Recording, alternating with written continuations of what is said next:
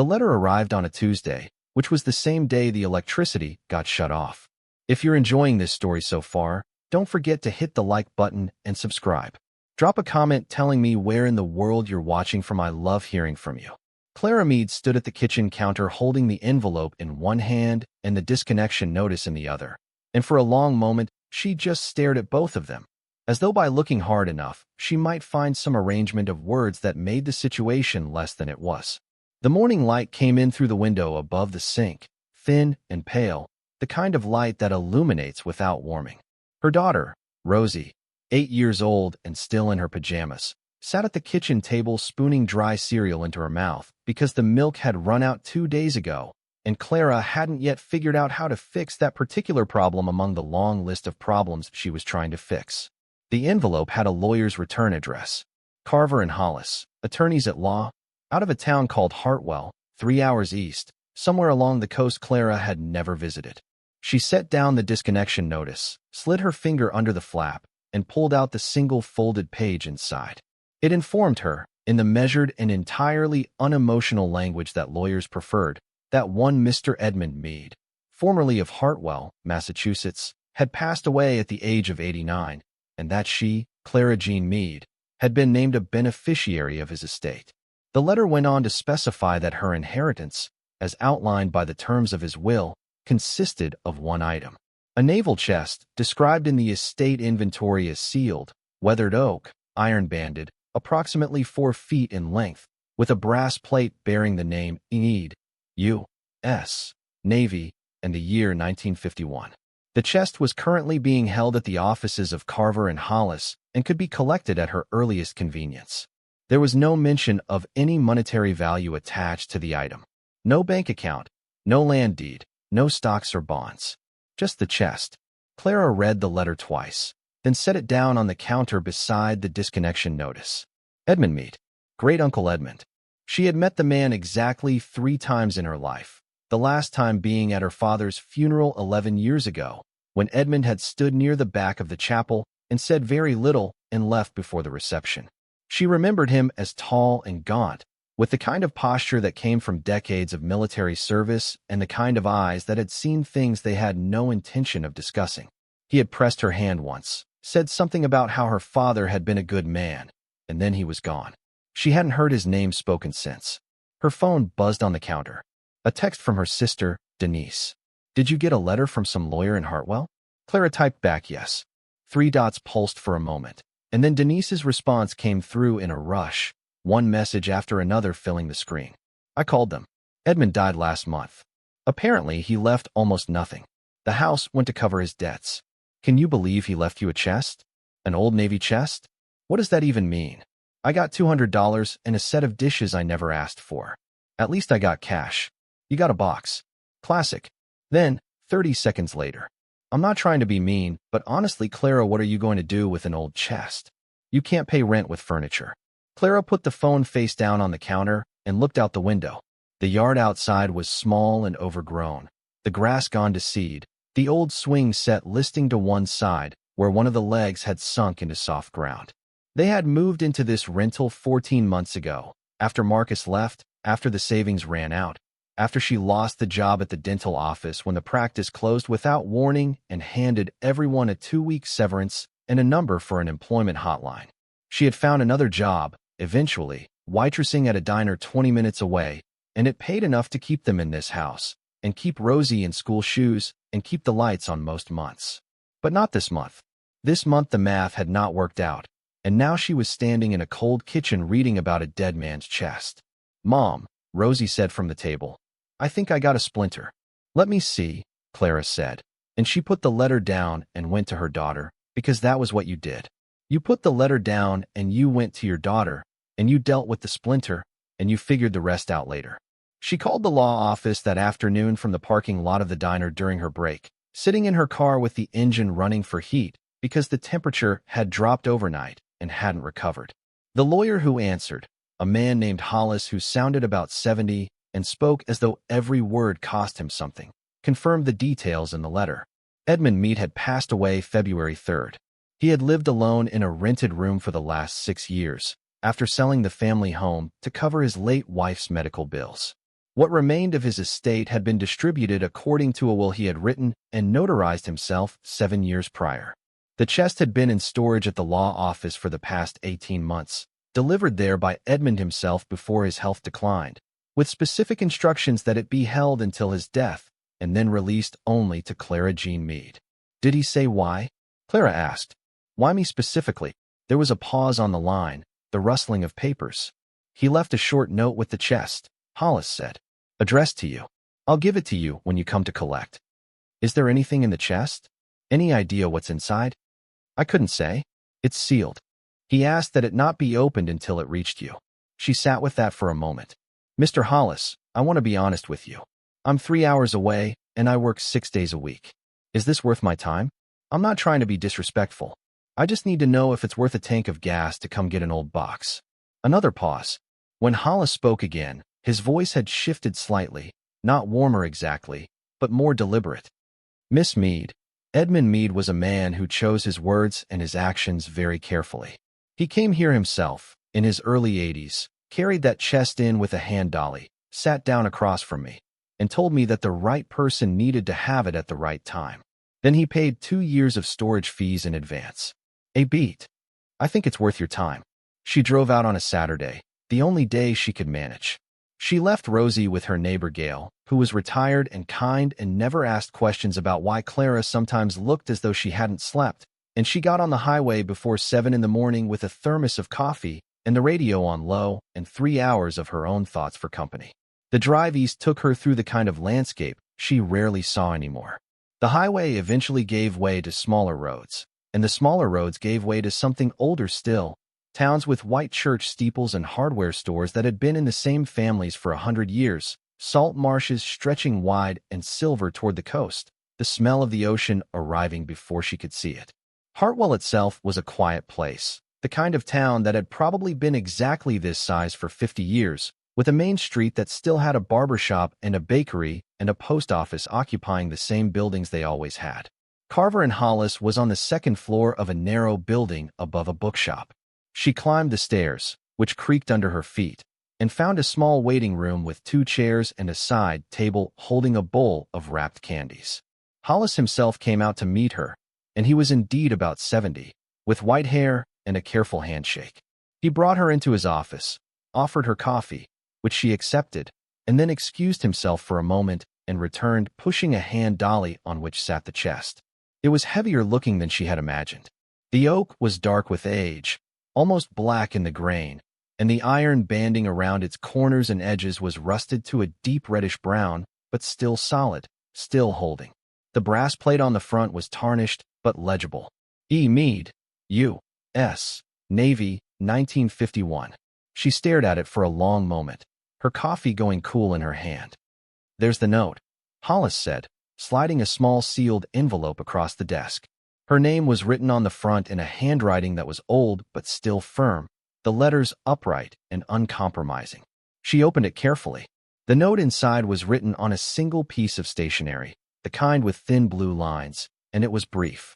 Clara, I expect by the time this reaches you, you will be in need of something to hold on to.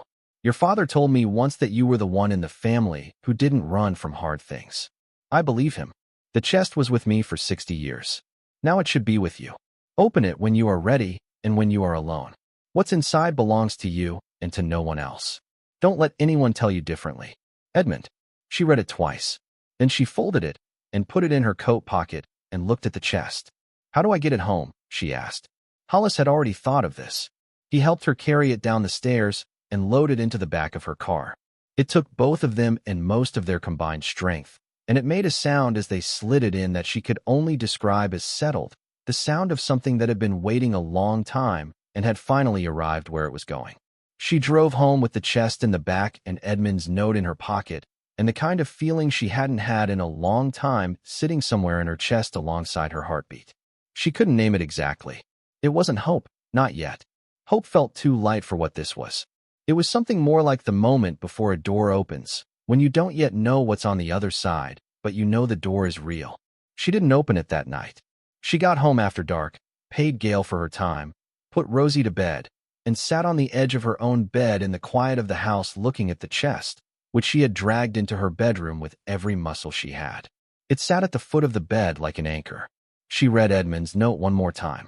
Open it when you are ready and when you are alone. She turned off the light and lay back on the pillow and stared at the ceiling and told herself she was too tired to think clearly and that the chest would still be there in the morning. It was still there in the morning. She mentioned it to Denise on the phone that Sunday afternoon, not because she wanted to, but because Denise called and asked directly whether she had picked it up yet. I got it, Clara said. And what's inside? I haven't opened it yet. A silence on the line. The particular silence Denise deployed when she thought Clara was being foolish. You drove 3 hours, hauled home a box, and you haven't even looked inside. I'm going to. Clara, it's a chest. It's probably full of old Navy uniforms and maybe some service medals if you're lucky. Edmund was not a wealthy man. He died with nothing. I'm sorry if the lawyer made it sound like something important, but you need to be realistic. You cannot afford to get your hopes up over an old box. Clara looked at the chest across the room. The morning light came through the gap in the curtains and landed on the brass plate, and for just a moment the tarnished metal caught the light and held it. No, she said. I'm just trying to protect you, Denise said. You've been through a lot. I don't want you to get disappointed. I know, Denise. Did I tell you Marcus called me, by the way? He's asking about Rosie's spring. Clara said she had to go and ended the call. She waited until Rosie was at school Monday morning. She made herself a cup of coffee, carried it to the bedroom, and sat down on the floor in front of the chest. She ran her hands along the iron bands, felt the texture of the old oak beneath her palms. The wood was dense and cold and solid, the kind of solid that spoke of craftsmanship from an era when things were built to endure. There was a latch on the front, iron, with a keyhole below it. She had not found a key at the law office and hadn't thought to ask, but when she pressed the latch, it gave. Not smoothly, not easily, but it gave. The mechanism releasing with a sound like a held breath finally let out. The lid was heavy, resistant at first, swollen perhaps from years of storage, but she pressed her fingers under the front edge and lifted, and it opened. The smell that came out was extraordinary. Salt and cedar, and something older beneath both of those, the smell of time contained, of a life preserved. She sat back for a moment just breathing it, that smell, before she looked. The first thing she saw was a folded wool blanket, navy blue, the kind the military issued, and beneath that a dress uniform, white and gold, wrapped in a cloth. She set those aside carefully. Beneath them, a wooden tray that seemed to lift free of the chest itself. On the tray were smaller items arranged with precision, a pocket watch, a compass in a leather case, a folded photograph, a service medal in a velvet box. She touched each one without lifting them, the way you might approach something sacred. She lifted the photograph and unfolded it slowly. It showed a group of young men in navy whites standing on the deck of a ship, the ocean bright behind them. One of the faces she recognized even through 60 years of distance. Edmund, young and lean and already carrying that posture, that uprightness. He was grinning. It surprised her, that grin. She had never seen him grin in life. Below the tray, the body of the chest held more. A wooden box, sealed with a clasp. Several envelopes, bundled with a rubber band that had long since lost its tension and crumbled in her fingers when she touched it. A small rolled canvas secured with twine. A heavy leather portfolio, its surface cracked with age, its contents visible only as the edges of what appeared to be papers. She set the wooden box and the leather portfolio on the floor beside her and looked back at the envelopes. There were 8 of them. Some were addressed in Edmund's handwriting to a woman named Agnes, others to people she didn't recognize. One was addressed to her father. She held that one for a long time. It had never been opened. She set it aside. She picked up the leather portfolio and undid the clasp and opened it. Inside were papers, and they were old, and they were many. Maps, diagrams, several pages of handwritten notes in Edmund's careful script, and between them, documents on official government stationery. She lifted the first one and held it toward the light from the window. Department of the Navy, it read. Office of Naval Intelligence. The date was 1958. The rest of the page was dense with text that she read slowly, once, and then again, because the first time she read it, she wasn't sure she had understood. She set it down on her knees and sat in the quiet of the bedroom, listening to the sound of the house around her. The street outside was beginning to wake up.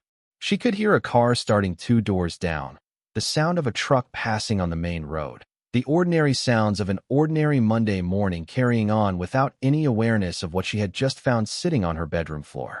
She picked up the document and read it a third time. By the time Rosie came home from school that afternoon, Clara had read through every paper in the portfolio. She had made herself 2 more cups of coffee, both of which had gone cold before she drank them. She had sat for a long time on the bedroom floor with her back against the side of the bed and the papers spread around her, reading and rereading. And somewhere in the second hour of that reading, something had begun to shift inside her chest, something tectonic, slow, and enormous. She didn't say anything about it to Rosie, who came home with a drawing of a horse and a complaint about math homework and a story about a boy in her class who had put glue on someone's chair.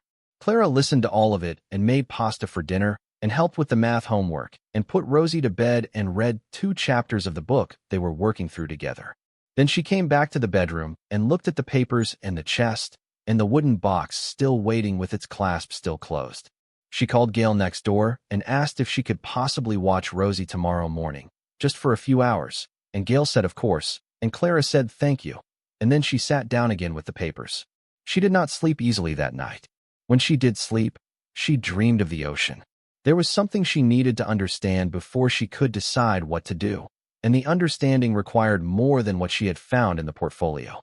It required context, history, the kind of knowledge she didn't have, but that had to exist somewhere.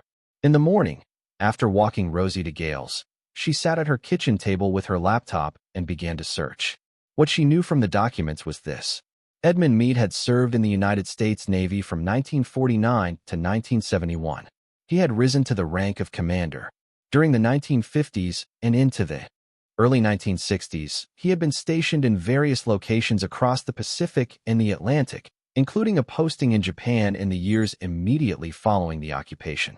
The documents in the leather portfolio were records, not of his service generally, but of a specific operation. Something classified, something conducted quietly through Naval Intelligence channels in 1957 and 1958, something that had to do with the recovery and disposition of cultural and material assets in post-war Japan.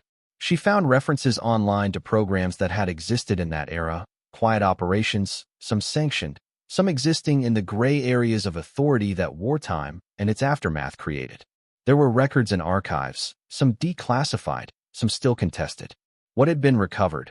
What had been transported? What had found its way into private custody versus official channels?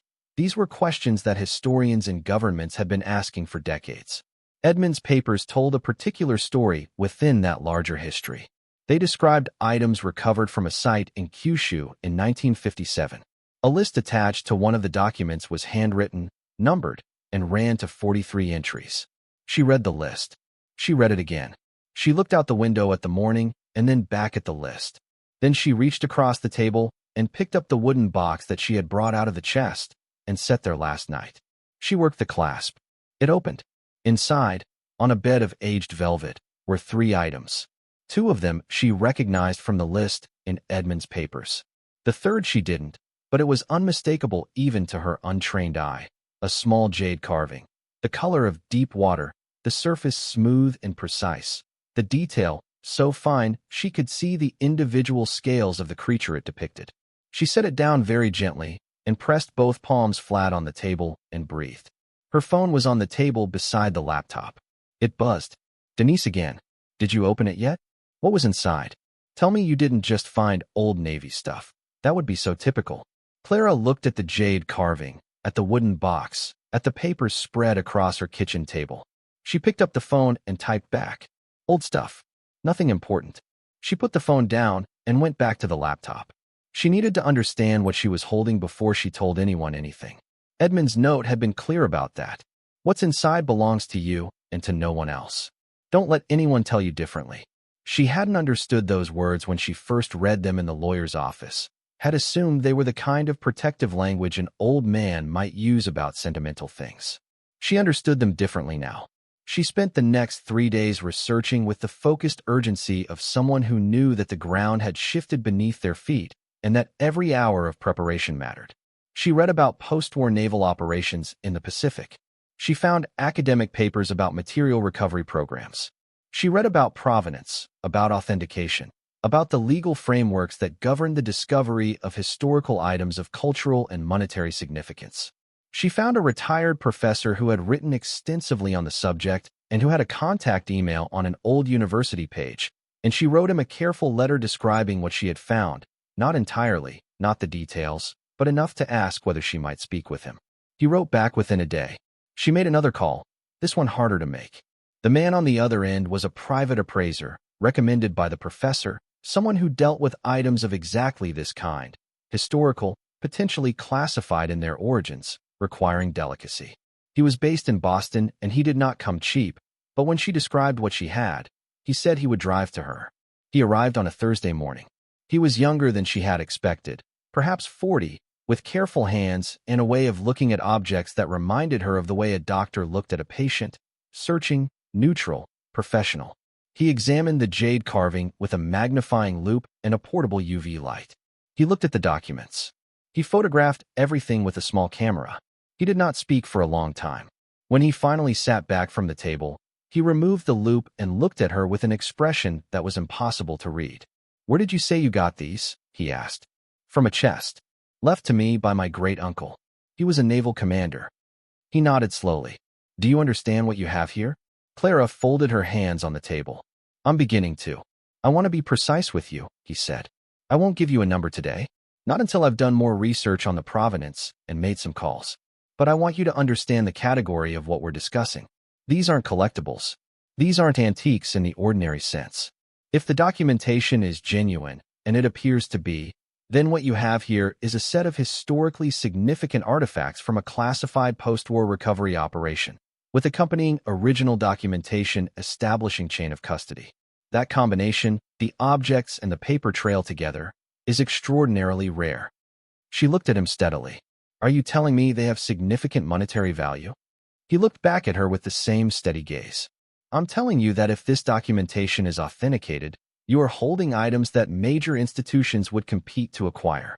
Museums, private collections, governments." He paused. "I'm also telling you that there are legal considerations that we'll need to navigate carefully. The origins of these items, the circumstances of their recovery, the classification, status of the program that recovered them. All of that matters. How long does that process take? Authentication? Weeks, possibly. Legal clearance? Months. But..." He looked at the jade carving again. "Miss Meade, I've been doing this for 16 years. I've seen people come in with what they believed was something significant and leave with less than they'd hoped. And I've seen the opposite." He picked up his coffee cup, seemed to remember it had gone cold, and set it back down. "This is the opposite." She sat with that after he left.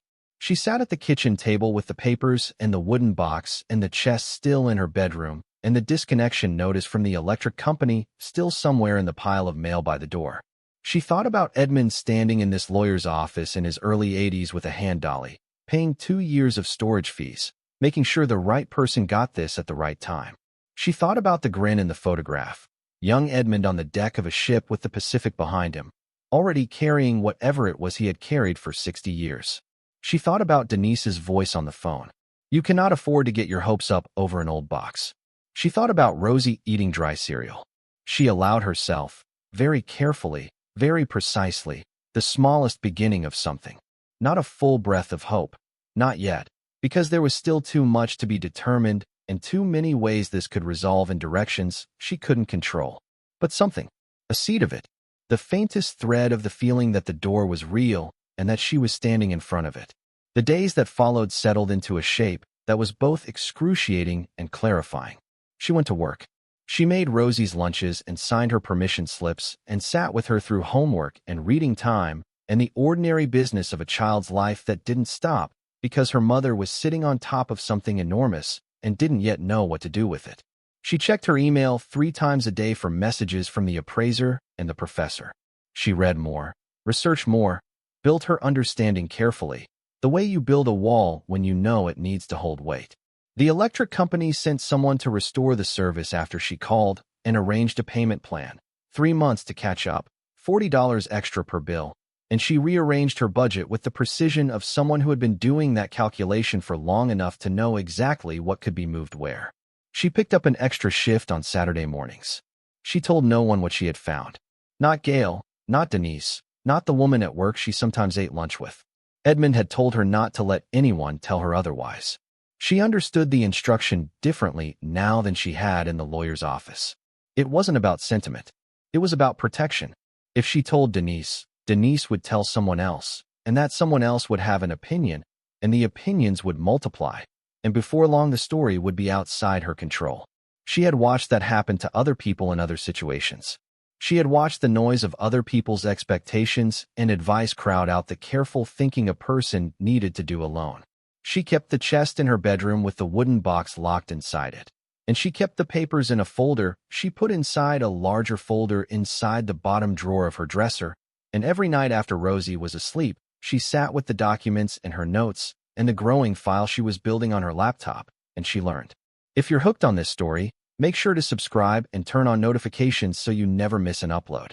Your support means everything and helps me bring you more emotional stories like this one. What she was learning was that Edmund's story was larger and more complicated than she had initially understood. The operation referenced in the documents had not been simple. In the chaos of the post-war Pacific, with multiple governments, multiple military branches, and multiple interests all moving simultaneously through the same physical and bureaucratic spaces, material recovery had been as much art as science. Things had been cataloged and lost and found again. Things had been transferred through channels that were later questioned. The official record was incomplete, as official records in that era often were. Edmund had been one of several officers involved in the recovery at Kyushu. What distinguished him was what the papers showed clearly, that he had maintained meticulous records of everything. Every item, every transfer, every decision.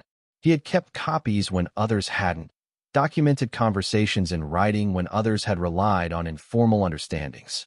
He had, it appeared, not entirely trusted the institutional memory of the organizations he served, and so he had built his own.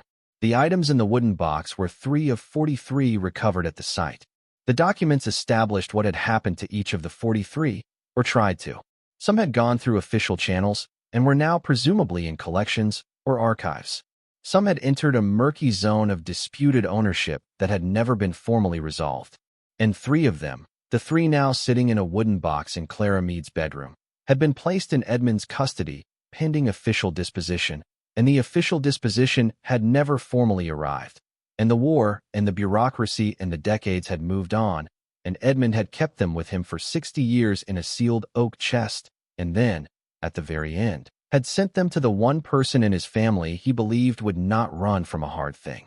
She thought about that often, about what it meant to carry something for 60 years, about the weight of that, literal and otherwise. On a Wednesday evening 3 weeks after she had collected the chest, she got an email from the appraiser. He had made the calls he needed to make and consulted with 2 colleagues who specialized in post-war Pacific material culture. He would like to come back and discuss his findings in person. He could come Friday if she was available. She wrote back that Friday would be fine. She did not sleep well Wednesday night or Thursday night. She lay in the dark listening to Rosie breathe from down the hall, the sound soft and even and unaware of everything.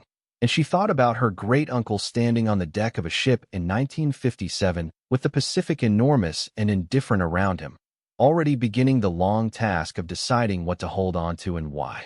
She thought about her father, who had been a good man according to Edmund, and who had died without much, and who had never talked about Edmund except occasionally with a kind of careful restraint that she now understood differently. There had been a letter in the chest addressed to her father, unopened. Whatever Edmund had written had never reached him. She thought about Rosie eating dry cereal. She thought about the jade carving, the color of deep water, the scales of the creature so fine she could feel them under her fingertip. On Friday morning, she walked Rosie to school, and came home, and made coffee, and sat at the kitchen table and waited. The appraiser arrived at 10 o'clock precisely. He had a colleague with him this time, a woman with silver hair and the bearing of someone accustomed to institutions and their formalities. The appraiser introduced her as a specialist in Japanese cultural artifacts and post-war provenance, affiliated with a museum in Boston that Clara had heard of. They sat down at the table, and the appraiser opened his bag and took out a folder and placed it on the table between them. He looked at Clara. She looked back at him. "I want to start by saying," he said, "that the documentation is authentic. We've had it reviewed by 2 independent specialists in post-war naval records. The paper, the ink, the formatting, the official seals, everything is consistent with the period and the institutional origin." He paused. "The items themselves have also been examined, not in person yet, but from the photographs I shared, and both of my colleagues are in agreement about what they are." "Tell me," Clara said. He glanced at his colleague, then back at Clara. "The jade carving is a Netsuke, a Japanese miniature sculpture dating approximately to the Edo period, which would place it somewhere between the late 17th and mid-19th century. The specific subject and style are consistent with the work of a school of craftsmen who operated in Kyoto during the 18th century. If it is what we believe it to be, it is exceptionally rare. There are perhaps 12 known examples of comparable quality and attribution currently in documented collections worldwide." He stopped. "It is not, as individual pieces of this kind sometimes are, something that can be valued at a few $1,000s. The last comparable example sold at a major auction in London 4 years ago." "How much?" Clara asked. The appraiser looked at her steadily. $2.3 million. The kitchen was very quiet. "The other 2 items," he continued, "are less immediately dramatic but not without significant value. The compass, we believe, is not a standard naval instrument. The markings on the case and the documentation linking it to the recovery site suggest it may have been personal property of a naval official of considerable historical significance. That requires more research. And the 3rd item, the scroll case, we haven't been able to examine the scroll itself without being present." He folded his hands on the table. "But the documentation suggests it may contain a hand-painted map from the same period as the Netsuke. If so, it could be equally significant." Clara looked at the folder. "What happens now? Legally, you mentioned there were considerations." The woman with silver hair spoke for the first time. Her voice was precise and calm. "The legal situation is navigable but requires careful handling. The documentation Edmund Meade preserved actually helps enormously. It establishes that the recovery was conducted under official military authority and that these items were in legitimate custody. The question of ultimate ownership, whether they belong to the U.S. government, to Japan, or whether the chain of custody supports a private claim, is something that will need to be addressed formally." She looked at Clara. "But I want to be clear about something. Cases like this, when handled properly, when the provenance is clean and the documentation is solid, do not typically result in the items simply being taken. Governments negotiate. Museums acquire. Estates are compensated. The process is not adversarial when everyone is operating in good faith." "And if I operate in good faith?" Clara asked. "Then you will almost certainly receive significant compensation," the woman said. "I cannot give you a number. No one can yet. But I can tell you that an institution would very much like to have these items and the documentation together. They are, as a set, historically important in a way that the individual pieces alone are not. Your great-uncle understood that. That's why he kept them together." Clara sat back in her chair. Through the window, she could see the neighbor's yard, the ordinary Saturday morning texture of a neighborhood going about its life. A car backing out of a driveway. A dog being walked on a leash. The sky was pale and clear. She thought about Edmund's note. "What's inside belongs to you and to no one else. Don't let anyone tell you differently." She understood it now completely. He hadn't been talking about sentimentality. He had been talking about this moment, this room, this table, this decision about what happened next. He had been talking about the people who would try to rush her, pressure her, tell her what the chest was worth before she'd had a chance to decide for herself what it meant. She looked at the appraiser and the woman with silver hair. "I need more time," she said. "I need to understand everything before I take any steps. I'm not going to be rushed." The appraiser nodded. "That's exactly the right position to take. I want to consult my own lawyer," she added, "before anything moves forward." "Also correct," he said. She stood, and they stood, and she walked them to the door. Before the appraiser left, he paused on the step and looked at her. "Your great-uncle was a careful man," he said. "He clearly thought a long time about who to trust with this." Clara looked out at the street. "He knew what he was doing," she said. After they left, she stood in the kitchen for a while, not moving, just standing in the quiet of the house. The folder the appraiser had left was on the table. The chest was in her bedroom. The unopened letter to her father was in the drawer. Rosie was at school, doing math she didn't like, drawing horses she loved, entirely unaware that the shape of their future might be changing.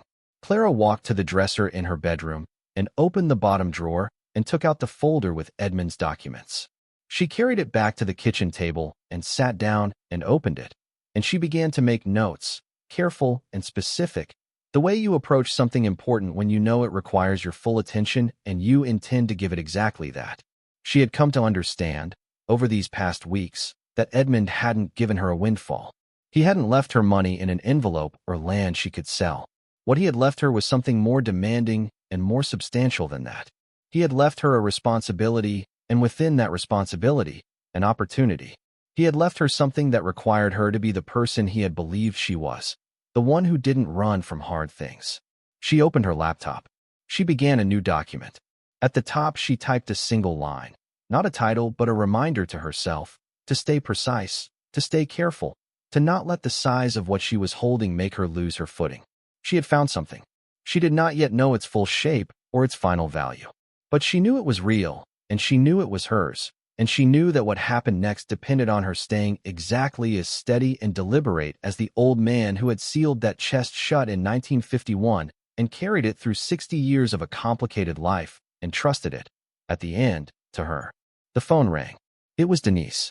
Clara looked at it for a moment, then answered. So, Denise said, you've been quiet all week. What's going on? Nothing yet, Clara said. Still going through things. Clara, I talked to Mom. She thinks you should just sell whatever it is on eBay and be done with it. If it's just old Navy stuff. I'll let you know when there's something to report, Clara said. I promise. After she hung up, she sat very still. Outside, a wind had come up and was moving through the trees at the edge of the yard, the dry branches clicking against each other. The afternoon light was beginning to shift toward gold. She thought about the 43 items on Edmund's list. She thought about the specific weight of the jade carving in her palm, the temperature of it, the density. She thought about a young man grinning on the deck of a ship in the Pacific, already beginning to carry something forward through time toward a person he had not yet met. She turned back to her laptop and kept writing. The first call she made to a lawyer was not as difficult as she had expected. The professor who had responded to her initial email had given her a name, a woman in Boston who specialized in cultural property law and who had handled cases involving wartime and post-war recovery of artifacts.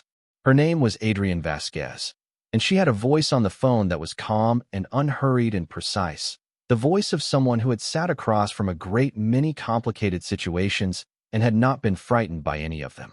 Clara described what she had found, carefully, without overstating.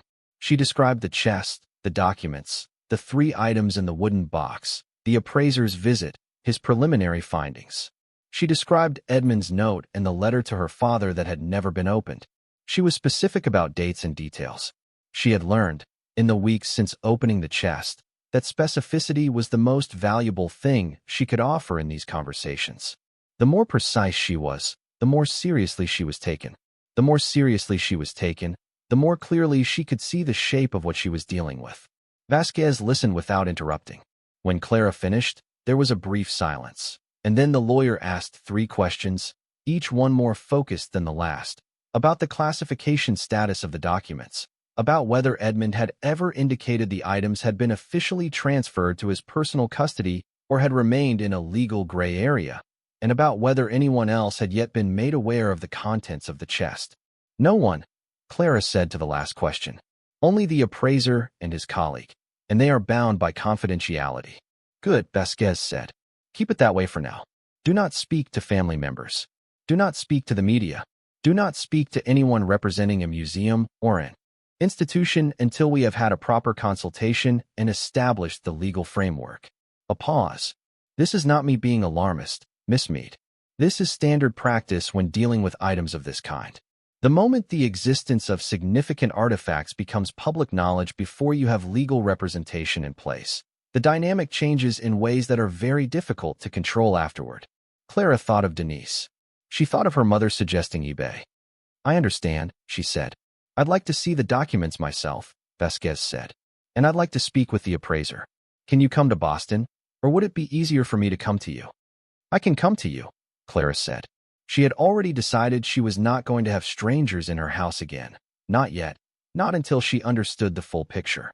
The chest was in her bedroom. It would stay there. They scheduled a meeting for the following Thursday, which gave Clara a week to continue her research and to sit with everything she knew and everything she still needed to learn. That week had a particular quality to it. During the day, moving through the ordinary rhythms of work and Rosie and grocery runs and the small repairs of a life held together with intention, she felt almost normal. But in the evenings, in the quiet after Rosie was asleep, she would come back to the kitchen table and the papers and the growing file on her laptop, and the weight of it would settle back over her. Not a crushing weight, not the way debt and exhaustion had felt before, but something different. Something with a different texture. Something that required handling with care rather than endurance. She found herself thinking often about Edmund, about the specifics of who he had been, beyond the sparse outline she had known. She read what she could find online about his service record, which was not much. A few mentions in archived naval documents. A citation for service in the early 1960s.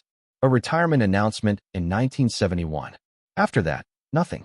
He had stepped out of public record entirely and lived the last 30 years of his life quietly, in the way that people live when they have decided they are done with the world's attention.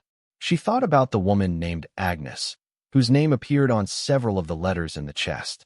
She wondered if Agnes was still alive, and what she had known, and what she had chosen not to know. She thought about her father and the unopened letter and whatever Edmund had tried to say to him and had never managed to say in person. She did not open the letter. It felt like something that needed to wait. Not forever, but for the right moment, when she had a clearer sense of the shape of the whole thing and could approach that particular piece of it with the attention it deserved. The meeting with Vasquez on Thursday was long and thorough, and, for Clara, deeply clarifying. The lawyer examined the documents with the focused attention of a specialist. She asked questions. She made notes. She explained, in precise and careful language, the legal landscape that Clara was navigating, which was genuinely complicated, not because anything Edmund had done was necessarily illegal, but because the history of post-war material recovery was itself complicated, and the laws governing cultural property and historical artifacts had evolved substantially since 1957. And the intersection of Navy intelligence operations and civilian inheritance created jurisdictional questions that required careful handling. But Vasquez was not discouraging.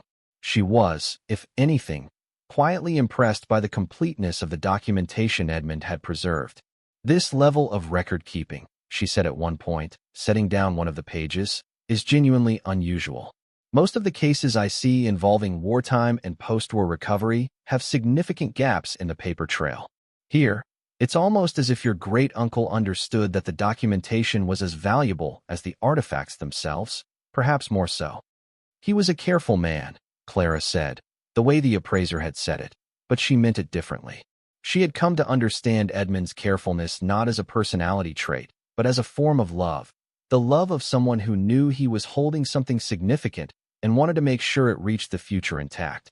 Vasquez laid out a plan. It would involve formal notification to the relevant authorities, which was legally required and which, handled correctly, positioned Clara as a cooperating good faith party rather than someone who had been sitting on classified material. It would involve formal appraisal of all three items by court-recognized specialists. It would involve negotiations, which would take time. But Vasquez had handled cases like this before, and she was clear about the likely arc. You will not lose these items without compensation, she said. That much I can tell you with confidence. The question of how much and in what form the compensation comes is what we'll spend the next several months working out. But Miss Meade, she paused, you have something here that institutions want very much. You have the objects, which are rare and significant. And you have the documentation, which is irreplaceable. That combination gives you significant leverage. Clara drove home from Boston in the late afternoon, the highway unreeling before her, the sky going orange at the edges ahead. She thought about leverage. She thought about what it meant to have something that someone else wanted. For most of her adult life, the math had been the other way around. She needed things that others had. Needed jobs, needed help, needed extensions on bills and extra shifts and the neighbor's goodwill. She had spent so many years in the position. of asking that the idea of being the one with something others wanted to acquire felt like an unfamiliar room she had stepped into by accident. She thought about Rosie, about what Rosie's life had looked like at 8 years old so far, and what it might look like at 12, at 16, at 22. About school and safety, and the specific freedom that came from not doing the calculation every month, from not knowing exactly how close the edge was. She thought about the dry cereal and the disconnection notice and the particular exhaustion of adding up numbers that didn't quite reach. She did not let herself think in specific dollar amounts. That was Vasquez's guidance, and she understood the reason for it. The moment you attached a specific number to your hopes, you lost something in the negotiation. You lost the ability to be patient, to wait, to hold your position. The number became a ceiling as much as a floor. But she let herself think about the quality of what the future might hold. Not wealth, not in the abstract, sweeping sense. Just adequacy. The particular piece of adequacy, of knowing that Rosie's school fees were covered, that the heat stayed on, that a car repair didn't constitute a crisis. The piece of being able to think about next year and the year after that, without the constant low hum of dread beneath every calculation. She pulled off the highway into a gas station, not because she needed gas, but because she needed to sit still for a moment. She parked at the edge of the lot and turned off the engine and sat in the quiet, looking at the light going gold over the roof of the gas station. And she did something she hadn't let herself do in a very long time. She let herself believe that it might actually be all right. Not definitely. Not certainly. There were still months of process ahead, still uncertainties and negotiations and things she couldn't predict or control. She was not naive about any of that, but she let herself believe, quietly and carefully, the way you handle something that's real and fragile, that the door Edmund had left open for her was one she was capable of walking through, that the person he had believed she was, the one who didn't run from hard things, was the person she actually was. She sat there for a few minutes in the parking lot of a gas station on the way home from Boston, in the fading light of an ordinary Thursday in April, and she let herself feel the full weight of what had happened. Not the chest, not the documents, not the jade carving or the compass or the scroll, but the fact of it. The fact that a man she had barely known had watched her from a distance for decades and had decided, at the end of his long and complicated life, that she was the right person, that she was worth trusting with the thing he had carried for 60 years. She started the car. She pulled back onto the highway. She drove home to her daughter. The weeks that followed had a discipline to them that Clara had not expected. She had imagined that once she had legal representation and a preliminary understanding of what she was holding, the waiting would feel passive, the way waiting for a bus felt passive, just standing still while time moved around you. But it wasn't like that at all. It was active waiting, the kind that required constant attention and decision-making and the management of competing pressures, some external, some entirely internal. Vasquez had given her a list of next steps, and Clara worked through them methodically. She had the documents professionally scanned and stored in 3 separate secure locations, the digital copies encrypted and the originals returned to the chest. She arranged for the 3 items in the wooden box to be transported under secure courier to a specialist laboratory in Boston affiliated with the museum the silver-haired woman worked for, where they would undergo formal examination. This was not a decision she made lightly. Releasing the items, even temporarily, even to professionals under a signed agreement, felt like releasing something of herself. But Vasquez had been clear. Without formal authentication by recognized specialists, the negotiations would have no foundation. The institutions needed to see the items, needed to hold them in controlled conditions, and examine them with the equipment that established provenance definitively. She had no choice but to trust the process. She watched the courier van pull away from her house on a cold Wednesday morning. Rosie already at school, the street quiet, and she stood on the porch for a moment after it disappeared around the corner, feeling the particular vulnerability of someone who has just handed something irreplaceable to a stranger and must now simply wait. Then she went inside, made coffee, and opened her laptop. She kept working. She had become, in these weeks, a student of a subject she had never anticipated studying. She knew now far more about Netsuke carving traditions than she had known existed. She knew about the Edo period and its artistic culture, the patronage systems that produced objects like the jade carving, the ways that individual craftsmen worked within guilds and across generations, the the specific markers of authenticity that distinguish genuine period pieces from later reproductions or outright forgeries. She knew about post-war Japan's cultural landscape, about the disruptions of occupation and the questions of ownership and repatriation that those disruptions had created and, in some cases, never fully resolved. She knew about the legal frameworks governing cultural property in the United States, Japan, and internationally, about the 1970 UNESCO Convention and its implications for material recovered before that date, about the specific provisions that applied to items acquired through military operations versus civilian purchase. She had become, in other words, an expert in the thing she had stumbled into, and the expertise was not incidental. It was protective. Every hour she spent understanding the landscape was an hour that reduced the chance that someone else's knowledge would be used against her. She had also, during this period, begun to understand more fully who Edmund had been. The professor she had first contacted, the one who studied post-war Pacific recovery operations, had been generous with his time and his knowledge. They had spoken twice more since her initial email, and in those conversations he had helped her place Edmund's specific role within a broader historical context that she found both illuminating and troubling. The operation at Kyushu in 1957 had been, in the professor's careful language, one of many ambiguously authorized activities that characterized the intelligence environment of that era. The line between official recovery and individual appropriation had not always been clear, and it had sometimes not been clearly drawn by design. Officers in the field had considerable discretion. The paperwork that was supposed to govern the disposition of recovered materials was frequently incomplete, frequently delayed, frequently subject to revision by people who had interests in its revision. Edmund's documentation was unusual precisely because it was so complete. He had written down everything, had kept copies of everything, had refused to allow anything to exist only in someone else's memory or someone else's file cabinet. The professor had said, with the kind of careful understatement that academics deployed when they meant something strongly, that Edmund Meade had been a man of unusual institutional conscience. Clara had sat with that phrase for days afterward. Unusual institutional conscience. She thought about what it had cost Edmund to maintain that conscience over decades, to keep those records, to carry that chest, to live with the knowledge of what was inside it and the decision about what to do with it. A decision he had carried all the way to the end of his life before finally resolving it by placing it in her hands. She thought about the unopened letter to her father, still in the drawer. She had not opened it. She was not yet ready, and she honored that instinct. Some things needed their moment. If you're enjoying this story so far, don't forget to hit the like button and subscribe. Drop a comment telling me where in the world you're watching from. I love hearing from you. It was on a Thursday evening, 5 weeks after she had first opened the chest, that Denise called again. This time her voice was different.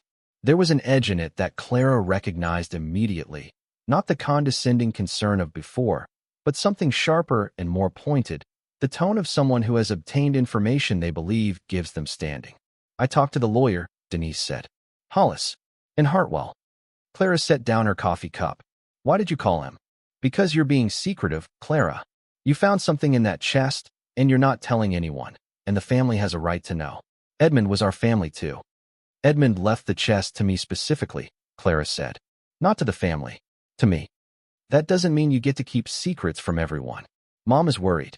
She thinks you found something valuable, and you're going to do something impulsive.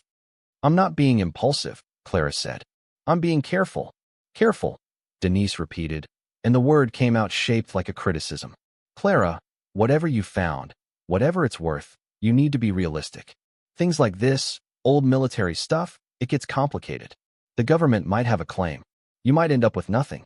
You should talk to someone who knows about these things before you go down some rabbit hole that wastes months of your life and ends up, I have a lawyer, Clara said. A pause. What kind of lawyer? The kind that handles exactly this kind of situation. She kept her voice even. She had been practicing this, the steadiness, the refusal to be rattled by the pressure that she had known from the beginning would come eventually. Edmund had known it too. That was why the note had said what it said. Clara. Denise's voice shifted, became something that was trying to be conciliatory without quite managing it. We're family. Whatever you found, we should be talking about it together. Maybe there's a way to make sure everyone benefits.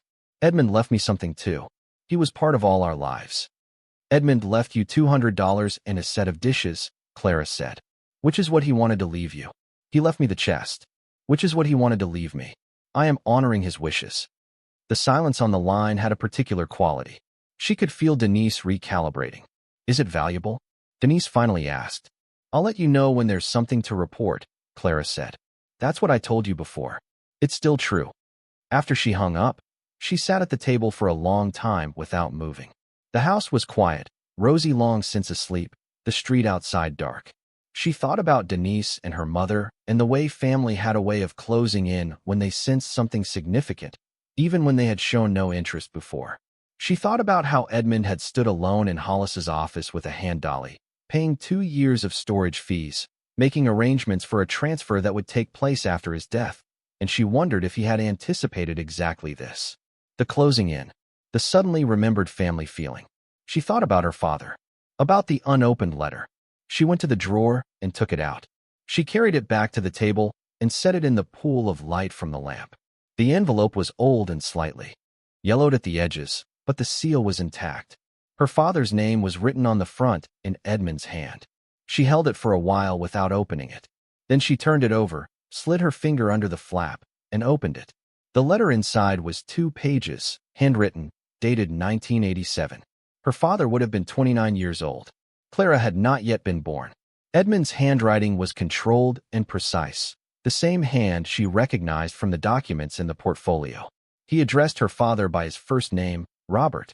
He wrote about the family in the way that people write when they have been distant and feel the weight of that distance without quite knowing how to close it. He asked about their mother, about Robert's work, about the general shape of his life. These were the first 8 lines. Then the tone shifted. There is something I have been intending to tell you for several years and have not managed to do, Edmund wrote. I am not sure this letter will do better than conversation has, but I am getting older and I find I no longer trust the future to provide more opportunities. He wrote about the chest. He described its contents in general terms, the documents, the items. He explained their origin, the operation in Kyushu, the circumstances of their recovery, and his decision to retain them rather than allow them to disappear into the institutional fog that had swallowed so much else from that period. He did not apologize for this decision, but he explained it, carefully and fully, in the way of a man accounting for himself to someone he respected. I kept them because I believed they deserved to be kept properly, he wrote, because I saw too many things from that era handled carelessly, dispersed without record, stripped of their history and their meaning. These items have a story. The documentation preserves that story. Without both together, the objects are only objects. With both, they are a record of something that happened and should not be forgotten. He wrote about his hope that Robert might one day be in a position to handle the matter, to carry the chest forward and decide what to do with it. He had asked Robert's lawyer about estate planning, about whether there was a framework he could use to pass it on correctly. He wrote, I am sorry I have waited so long to say this. I should have said it years ago. Your father, my brother, was a better man than I knew how to tell him while he was alive, and you have his best qualities. I trust you with this. The letter ended there. It had never been sent. Clara sat at the table with the 2 pages in her hands, looking at the last line. I trust you with this. Her father had never read those words. Edmund had written them and then, for whatever reason, had not sent them, had sealed them inside the envelope and put them in the chest and carried them alongside everything else for 30 more years. She thought about her father, who had died at 58 of a heart attack in the parking lot of the hardware store where he worked, who had left very little and owed some small debts and been mourned by a small circle of people who genuinely loved him. She thought about what it might have meant to him to receive this letter, to know that Edmund had watched him and thought well of him and trusted him. She thought about all the things that go unsaid because people assume there will be more time. She folded the letter carefully and put it back in the envelope. She would keep it. It was hers now, the way everything in the chest was hers, not just legally but in the deeper sense that Edmund had intended. She was the continuation of something he had started, the person who had been handed the thread.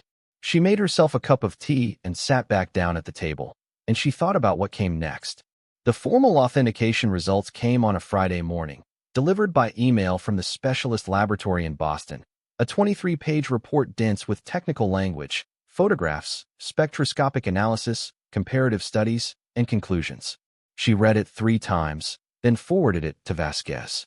Vasquez called an hour later. Her voice was still precise and calm, but there was something beneath the precision that had not been there before. A quality that Clara, after a moment, identified as controlled excitement. The jade carving is confirmed, Vasquez said. 18th century, Kyoto school, consistent with the specific attribution the appraiser suggested. The authentication is unambiguous. A pause. The scroll is remarkable. The laboratory believes it is a hand-painted navigational chart from the late 17th century, produced for a prominent daimyo family in Kyushu. If that attribution holds under further review, it is a unique object. There is no comparable example in any known collection. Clara sat very still. And the compass?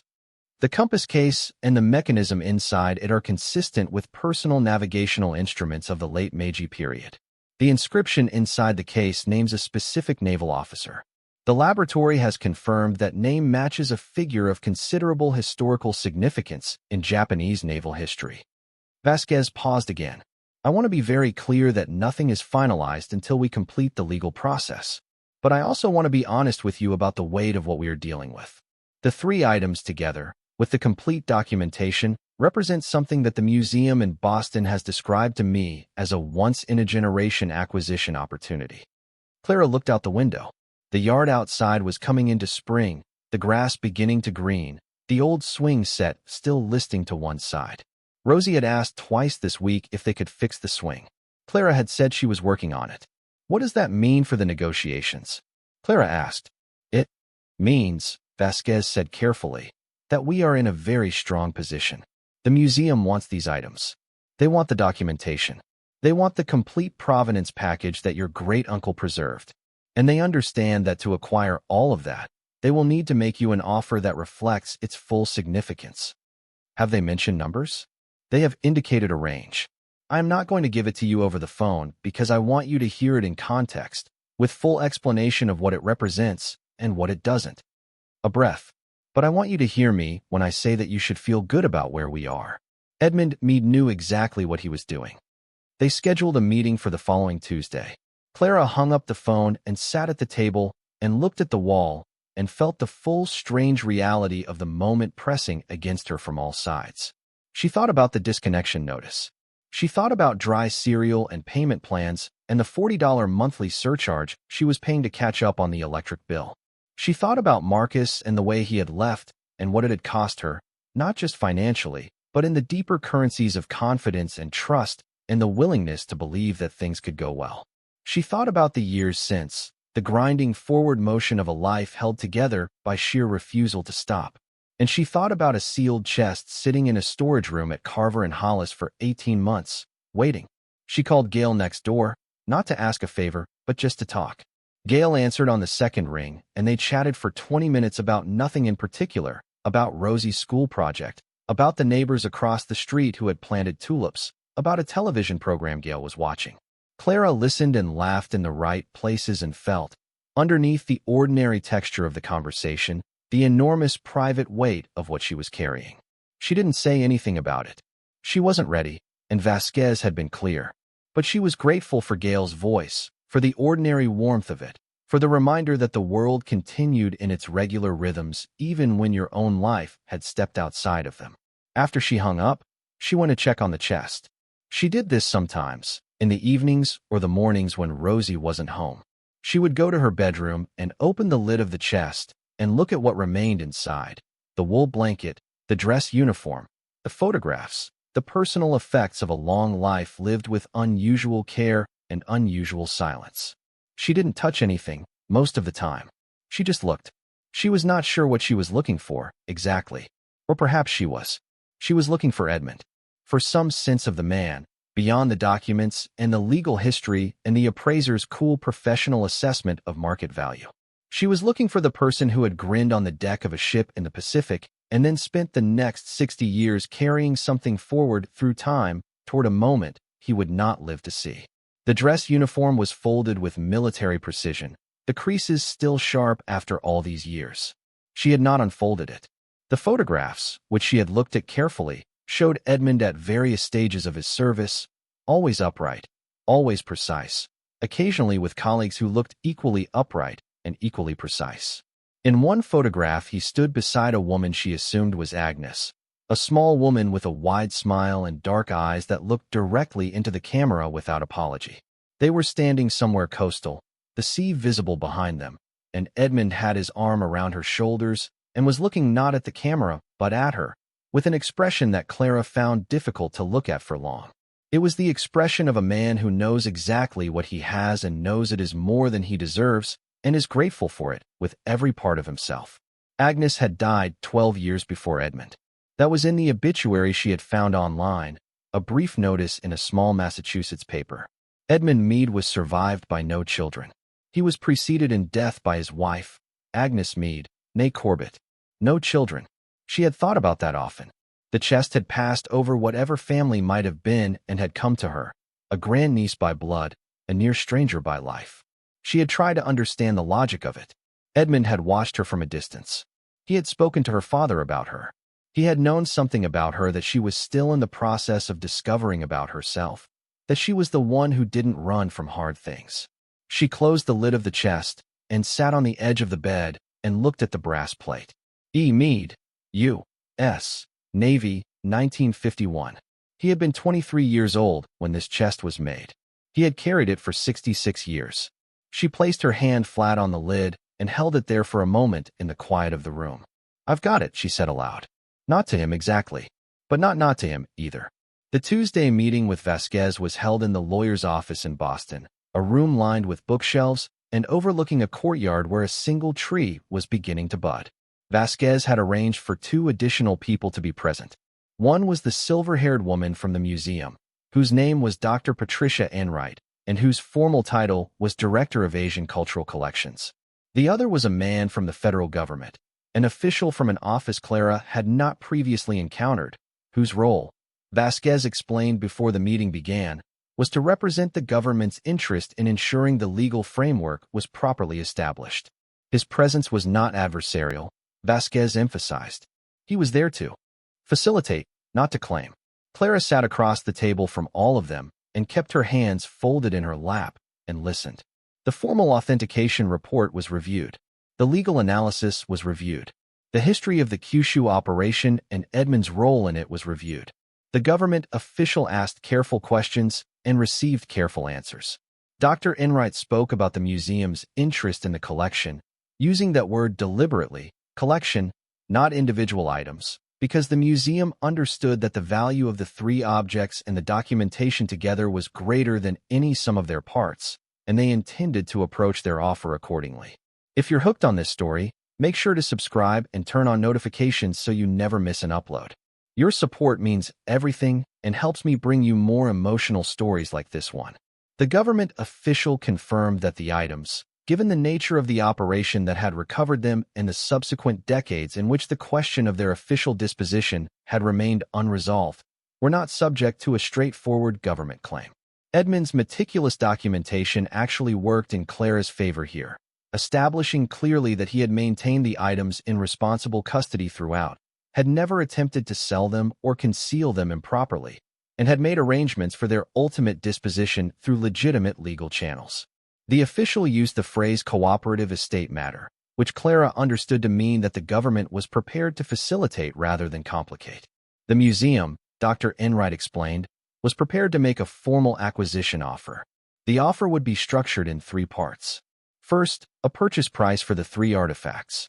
Second, a stewardship fee for the documentation, reflecting the museum's recognition that the historical record Edmund had preserved was itself a significant cultural contribution and deserved separate recognition.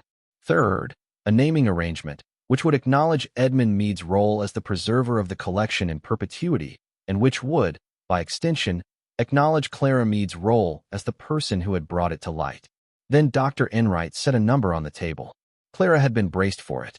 She had told herself, repeatedly, that whatever the number was she would receive it calmly and ask for time to consider. She had reminded herself of Vasquez's guidance, that the moment you react visibly to a number you lose ground. She had practiced composure.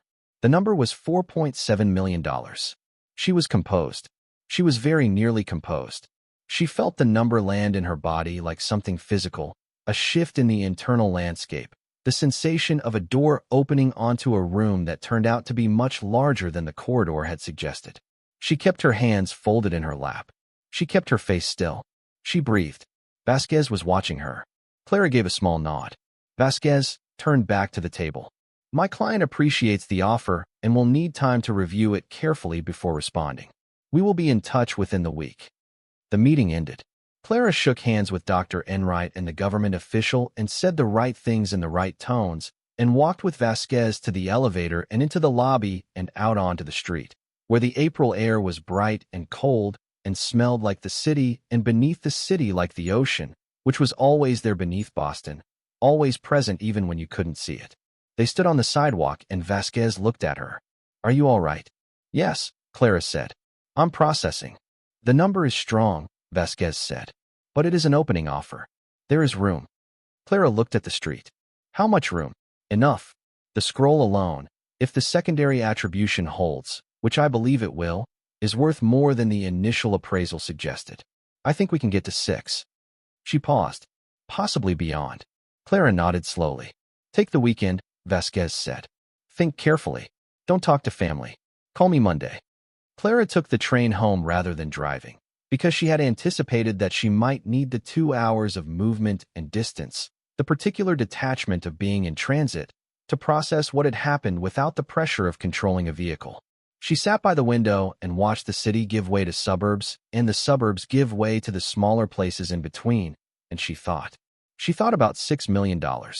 She tried to make the number real, to connect it to something that her body could understand, because numbers at that scale resisted understanding, resisted the way the mind usually processed quantities. She thought about it in small pieces. She thought about Rosie's education, from now through college, paid entirely. She thought about a house, a real house, not rented, not temporary, the kind with a yard where you could fix the swing and plant something and know you would be there long enough to see it grow.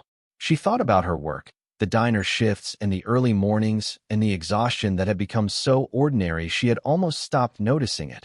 And she thought about what it would mean to have choices about work rather than simply having work. She thought about her mother, who was aging and who lived alone and who had, despite the eBay suggestion, never not loved her. She thought about what it would mean to be able to help there, not out of obligation, but out of the freedom that came from having enough. She thought about Edmund, 23 years old, boarding a ship with a new chest and 60 years ahead of him that he didn't yet know the shape of. She looked out the window at the landscape passing, fields and patches of woods and small towns with water towers and church steeples and all the ordinary geography of the life she had been living. It looked the same as it always had. It would continue to look the same.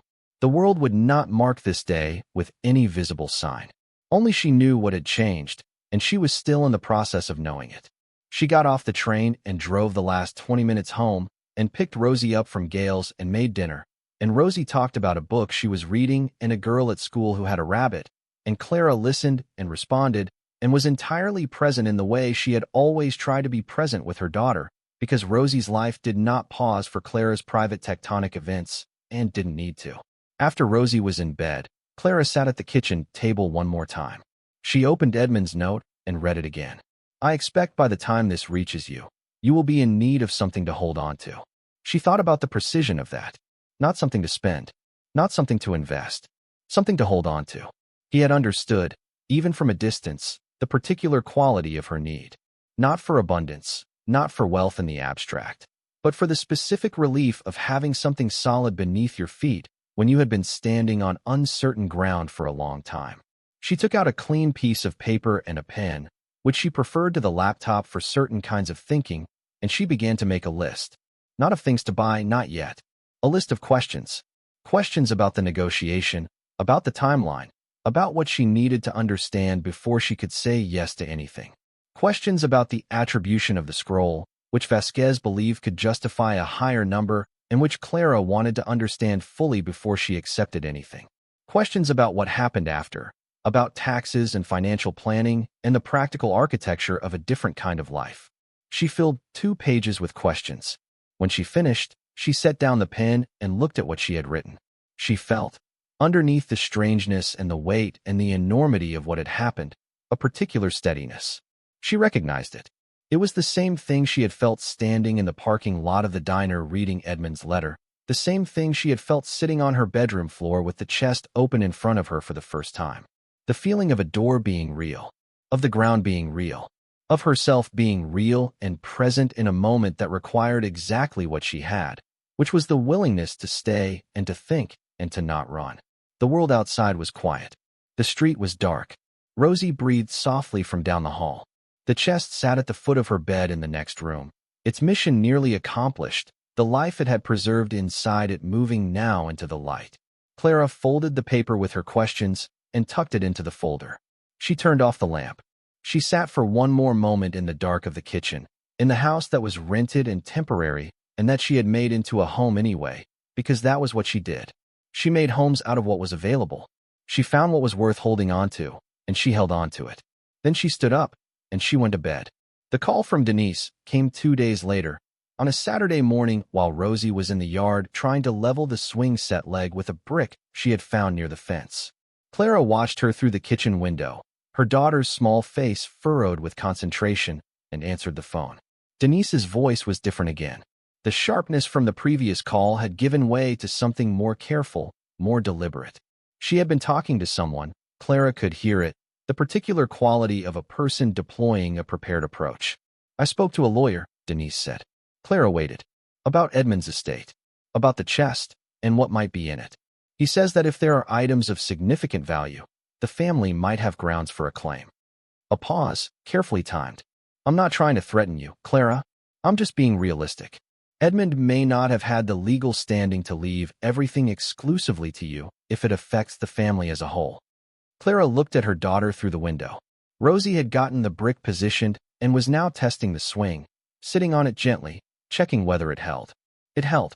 You should have your lawyer call my lawyer, Clara said. Her name is Adrienne Vasquez. She's in Boston. I'll send you the contact information. Clara, I'm not going to discuss this with you directly, Denise. That's not me being cold. That's me making sure that whatever happens is handled correctly, for everyone's benefit, including yours. She kept her voice even. Have your lawyer call my lawyer. Why won't you just tell me what's in the chest? Because until the legal process is complete, it's not appropriate for me to discuss it. That's what my lawyer has advised, and I'm following her advice. A breath. I promise you that when there is something I can tell you, I will tell you. But I won't be rushed, and I won't be pressured. Edmund chose me for a reason, and I intend to honor that. The silence on the line was long. Then Denise said quietly, Did he say why? In the note? He said I was the one in the family who didn't run from hard things. Another silence. And then, unexpectedly, softly, Denise said, He wasn't wrong. Clara stood at the window and watched Rosie swing, small and concentrated and entirely absorbed in the physics of the moment. I know, Clara said. I'll be in touch. She hung up and went outside. Is it fixed? She asked. Rosie looked up from the swing. I think so. It's not perfect, but it works. She pushed off experimentally, swinging forward. A few feet, then back. Her face broke into a grin. It works. Clara sat down on the porch step and watched her daughter swing in the April morning, the yard green and ordinary around her, the sky pale and wide above the rooftops. She thought about what Vasquez had said. There is room, possibly beyond 6. She thought about Edmund's number. 66 years. The chest made in 1951 and held through 6 decades and 2 continents and a marriage and a life and a death in 18 months in a storage room in Hartwell, Massachusetts. She thought about the word collection, the way Dr. Enright had used it deliberately. Not items, not artifacts. A collection, something with coherence and meaning greater than the sum of its parts. She thought about what she was in this story. Not the objects, not the documents, not the legal framework or the negotiation or the number on the table. She was the person Edmund had chosen. She was the continuation. She was the reason the 66 years had not been for nothing. Rosie pumped her legs and went higher. The swing creaked in the old bracket, but held. Mom, Rosie called, watch. Clara watched. The formal counteroffer was submitted the following week. Vasquez had done exactly what she had promised. The secondary attribution on the scroll had been confirmed by a second laboratory, a specialist institution in New York with particular expertise in Edo period cartographic art. The The confirmation elevated the scroll's individual valuation significantly. Combined with the other two pieces in the documentation, the revised total that Vasquez presented to Dr. Enright's team was $6.4 million. Clara had signed the letter authorizing the counteroffer on a Tuesday morning at Vasquez's office, her hand steady, her signature small and clear. She had worn the same clothes she wore to work. She had driven herself in her own car and parked in the garage and walked up to the office and signed the letter and driven home and gone to her shift at the diner and carried plates of food to people who had no idea what she was carrying alongside the plates. The museum came back within 48 hours. They accepted. Clara was at the kitchen table when Vasquez called. Rosie was at school. The house was quiet. The morning light came in through the window above the sink. The same window, the same light, the same kitchen where she had stood holding a disconnection notice and an envelope from a lawyer in Hartwell on the same day, and had not yet known what the envelope meant. Vasquez's voice was its usual precise and calm self. But the thing beneath it that Clara had first noticed after the authentication report, that quality of controlled excitement, was fuller now, closer to the surface. They've accepted the counteroffer, Vasquez said. $6.4 million. Payment structured in 2 installments. The first upon signing of the acquisition agreement, the second upon completion of all government clearances, which we expect within 60 to 90 days. A pause. Congratulations, Clara. Clara looked out the window. The yard. The swing. The old fence. The ordinary morning. Thank you, she said. Her voice was steady. She had prepared it to be steady. What happens next? Vasquez walked her through the timeline. The acquisition agreement. The clearances.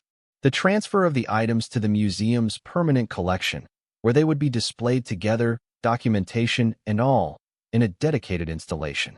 The naming acknowledgement, which would appear on the installation itself, permanent, public, visible to every person who came to see what Edmund Meade had preserved and what Clara Meade had brought to light. When Vasquez finished, there was a brief silence. Are you all right? Vasquez asked. The same question she had asked on the sidewalk in Boston. Yes, Clara said. And she meant it differently than she had meant it before. Before, she had meant that she was functioning, that she was upright, that she was managing. Now she meant something fuller. She was all right. She was better than all right. She was standing in her kitchen in a rented house in a town she had never intended to stay in this long, on the other side of something she had not known was possible. She was $6.4 million better than all right. She hung up the phone and sat at the table. Outside, a bird was singing somewhere in the yard. She could hear the neighbor's car starting up. She could hear, very faintly, the sound of the swing moving in the bracket, pushed by the wind, the chains making their small metallic sound. She opened the bottom drawer of the dresser and took out the folder and carried it to the table and opened it. She took out Edmund's note, the one that had been waiting for her in Hollis's office, and she read it one more time. I expect by the time this reaches you, you will be in need of something to hold on to. She folded it carefully, ran her thumb along the crease, and placed it back in the folder. Then she sat at the table in the quiet morning and let herself feel everything. The relief, which was enormous, a physical release of something she had been holding tense for so long, she had stopped noticing the tension. The gratitude, which was for Edmund and for her father and for Vasquez and for Rosie, who had never asked for more than she could give and who had never made her feel ashamed of giving less than she wished she could. The grief, which was real, because some part of this was the grief of Edmund's long life ending and her father's life ending and all the things that had not been said in time. And underneath all of it, deeper than any of the specific feelings, the extraordinary sensation of solid ground. She had been standing on uncertain ground for a long time. She had made a life on it anyway, had built as much as you can build on ground that might give way, had refused to let the uncertainty become surrender. And now the ground was solid. Not because of luck, not because something had simply fallen from the sky, but because Edmund had trusted her and she had been, exactly as he had believed she was, the person who didn't run. She sat in the quiet of the kitchen for a long time. Then she got up, washed her coffee cup, and went to get ready for work. She told her manager at the diner that day that she would be giving her notice. She did it quietly, at the beginning of the shift, standing by the coffee station before the morning rush arrived.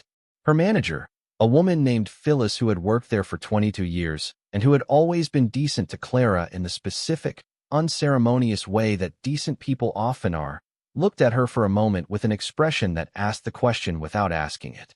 "You found something better," Phyllis said. "I did," Clara said. Phyllis nodded. "Good. You always worked too hard for what you were getting." She handed Clara a stack of menus to set out. 2 weeks. 2 weeks, Clara said. "And thank you, Phyllis. I mean it." Phyllis waved her off in the way of someone who doesn't need to be thanked for simply being human. "Go set the tables. Tables don't care about your good news." Clara set the tables. She carried plates of eggs and toast, and poured coffee, and refilled water glasses, and smiled at strangers, and did every single thing she had done every single shift for the past 14 months. And she did all of it with the same care she always brought to it, because the work was still real, and the people sitting at the tables were still real, and Phyllis's trust was still real, and none of that had changed because her circumstances had. She had learned, in the years since Marcus left, that your circumstances could change, but your character didn't have to. That the way you treated people when you had nothing was the truest version of how you would treat them when you had something, and she intended to stay true to the version of herself she knew. She brought the lunch rush through, cleared the last tables, thanked the kitchen staff, and drove home.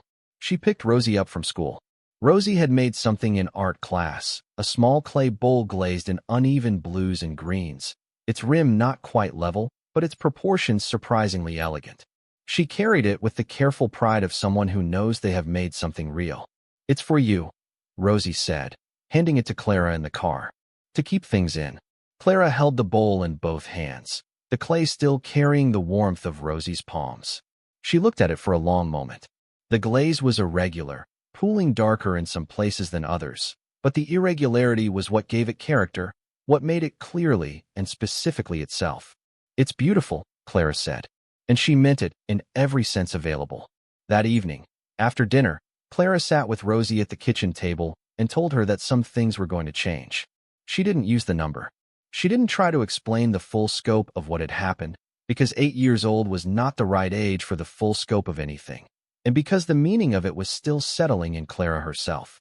She said that Great-Uncle Edmund had left something important in the chest, and that the something important had turned out to be worth a great deal, and that they were going to be all right now in ways they hadn't always been able to be before. Rosie listened with the careful attention she brought to things she understood were significant. Then she asked, "Will we have to move?" "We might," Clara said. "Eventually. Into somewhere we own. Somewhere permanent." Rosie considered this. "Can we get a dog?" Clara looked at her daughter across the table. "Yes," she said. "We can get a dog." Rosie's face opened into the wide, unguarded grin of a child who has just received something she had not dared to ask for directly. She threw her arms around Clara's neck with the full force of her small body, and Clara held her and felt the weight of her, the specific warmth and realness of her, and pressed her face against the top of Rosie's head. "Okay," Clara said into her hair. "Okay." The first installment arrived 10 weeks after the acceptance of the offer. The acquisition agreement had been signed. The government clearances had processed with the cooperative efficiency that the official had promised, and the museum had taken possession of the items and the documentation with the ceremony appropriate to a significant accession. Clara had attended the formal handover, had watched Dr. Enright receive the wooden box and the leather portfolio with gloved hands and an expression of professional reverence. She had stood in the conservation lab of the museum and watched the jade carving be placed under controlled lighting and looked at through instruments that could see things no human eye could see, and she had felt, watching it, not loss, but release. It was going where it could be cared for correctly. It was going where it could be seen. It was going where the story Edmund had preserved would be told to people who would understand its weight. The naming acknowledgement had been finalized. The installation would be called the Edmund and Agnes Meade Collection, donated by the estate of Edmund Meade and brought to light by Clara Meade. She had insisted on Agnes's name being included. Vasquez had made it happen. The morning the first installment cleared into her account, Clara sat at her kitchen table with her laptop open and the number visible on the screen, and she did something she had not done in a very long time. She let herself be completely still. Not productive, not planning, not researching or preparing or managing, just still. The number on the screen was $3.2 million. The first installment. The second would follow within 60 days. She sat with it for a long time. Then she opened a new document and began to write. Not a list of questions this time, not notes for a negotiation. Something else. She wrote about Edmund, about the chest, about the Tuesday morning the letter arrived alongside the disconnection notice, about sitting on her bedroom floor with the lid open for the first time and the smell of salt and cedar and 60 years of preserved time. She wrote about the jade carving and the color of deep water and the feeling of its weight in her palm. She wrote about Edmund's note and her father's letter and the photograph of Agnes, the woman with the wide smile and the eyes that looked directly into the camera without apology. She wrote for a long time. She didn't know yet exactly what she was writing or what it would become, but it felt important. The way the list of questions had felt important, the way the chest itself had felt important, the way everything that required your full attention and your willingness to stay with it felt important. She was making a record. She was doing what Edmund had taught her to do, by example and across 60 years and through a sealed chest, which was to preserve the story, to not let it disappear. She wrote until Rosie was awake and needing breakfast, and then she closed the laptop and made eggs and listened to her daughter's account of a dream she'd had about a dog that could do math, and the morning moved forward into itself the way mornings always did, ordinary and necessary, and full of the particular texture of being alive. Outside, the spring had fully arrived. The yard was green. The swing held.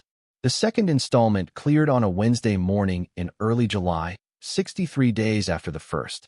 Clara was sitting at the kitchen table when the notification arrived on her phone. The same kitchen table where she had read the disconnection notice, where she had opened Edmund's letter, where she had spread the documents across the worn surface and begun to understand what she was holding. The table hadn't changed. The kitchen hadn't changed.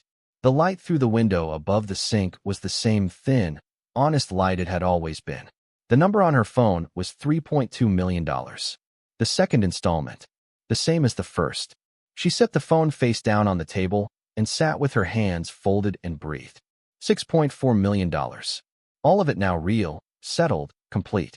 Not pending, not contingent, not subject to further review or approval or the cooperative goodwill of institutions and officials. Done. Hers. The legal process that Vasquez had guided her through with such precision and patience had reached its end, and what remained on the other side of it was a number and a life that no longer had the particular quality of precariousness that had defined the last several years. She picked the phone back up and called Vasquez. "It's cleared," Clara said when the lawyer answered. "I know," Vasquez said. "I received confirmation this morning." "Congratulations, Clara. We're done." "We're done," Clara repeated. The words had a texture she hadn't anticipated. Not just relief, not just satisfaction, but something more like the feeling of setting down a weight you had been carrying so long you had forgotten you were carrying it, and discovering in the moment of release how heavy it had actually been. "What happens now is entirely up to you," Vasquez said. "I'd strongly recommend speaking with a financial advisor before making any significant decisions. I can give you several names, people I trust. Take your time. You've done the hard part." "I have," Clara said. "I really have." After she hung up, she sat at the table for a while longer. She was alone in the house. Rosie was at school, entering the last weeks of the year, counting down to summer with the focused intensity that children bring to countdowns. The house was quiet around her in a way that felt different from how it had felt during the months of waiting and working and researching and holding herself steady through all of it. The quiet now had a different quality. It was the quiet of something finished. The quiet after. She got up and went to her bedroom. The chest was still there, at the foot of the bed. She had kept it there through everything, through the authentication and the negotiations and the legal clearances and the handover at the museum. She had not been ready to move it, and she had honored that instinct, the way she had learned to honor the instincts that told her when something needed to wait. But the items were gone now, the wooden box with its 3 extraordinary objects, the leather portfolio with its 60 years of meticulous documentation. They were in Boston, in the conservation climate of the museum, being prepared for the permanent installation that would open in the fall. What remained in the chest was everything else. The wool blanket, the dress uniform, the photographs, Edmund's personal effects, the pocket watch and the compass in its leather case, and the letters, including the 2-page letter to her father that had never been sent. She sat down on the edge of the bed and looked at the chest for a long time. Then she reached out, and opened the lid. The smell was still there. Salt and cedar in time. She had wondered if it would fade, now that the items were gone, if what remained would lose some of its weight or its presence. But it hadn't. The chest still smelled like Edmund. Still smelled like 60 years of a life lived with unusual care and unusual silence. She reached in and took out the folded photograph. The group of young men on the deck of the ship, the ocean bright behind them. Edmund grinning. She looked at his face for a long time. 20-something years old, already carrying the posture, already carrying the uprightness, but not yet carrying everything else that would come later. Just a young man on a ship with the Pacific behind him and decades of an unwritten life ahead. She thought about what she wanted to do with what remained in the chest. She had been thinking about it for weeks, quietly, without pressure, in the way she had learned to think about things that mattered. She had a sense of it now, not a complete plan, but a direction. She was going to write the story, not just the notes she had started making on the morning after the second acceptance, but something complete. The full account. Edmund's life as best she could reconstruct it, the operation in Kyushu, the chest, the 60 years, the decision at the end to trust it to her. Her own story alongside it, the disconnection notice and the dry cereal, and the Tuesday morning the letter arrived, the 3 hours to Hartwell, the smell of the chest opening, Rosie and the swing and the clay bowl, the professor and Vasquez and Dr. Enright, and the number on the table, and the drive home from Boston on the train, watching the landscape change. She didn't know if anyone else would read it. She knew she needed to write it regardless, because the story deserved to be preserved in the same way Edmund had preserved everything that mattered to him. Not out of sentiment, not out of vanity, but because stories that are not kept are stories that disappear, and this one should not disappear. She closed the lid of the chest, stood up, and went back to the kitchen. She opened her laptop and began. If you're enjoying this story so far, don't forget to hit the like button and subscribe. Drop a comment telling me where in the world you're watching from. I love hearing from you. The call she had been waiting for and not waiting for came on a Saturday afternoon in late July, when the summer heat had settled into the yard, and Rosie was out there with the garden hose, which was her preferred method of dealing with heat, and also her preferred method of dealing with boredom, and also, apparently, her preferred method of dealing with most things. Clara was inside at the kitchen table working on the manuscript, as she had come to think of it, when her phone rang. It was her mother.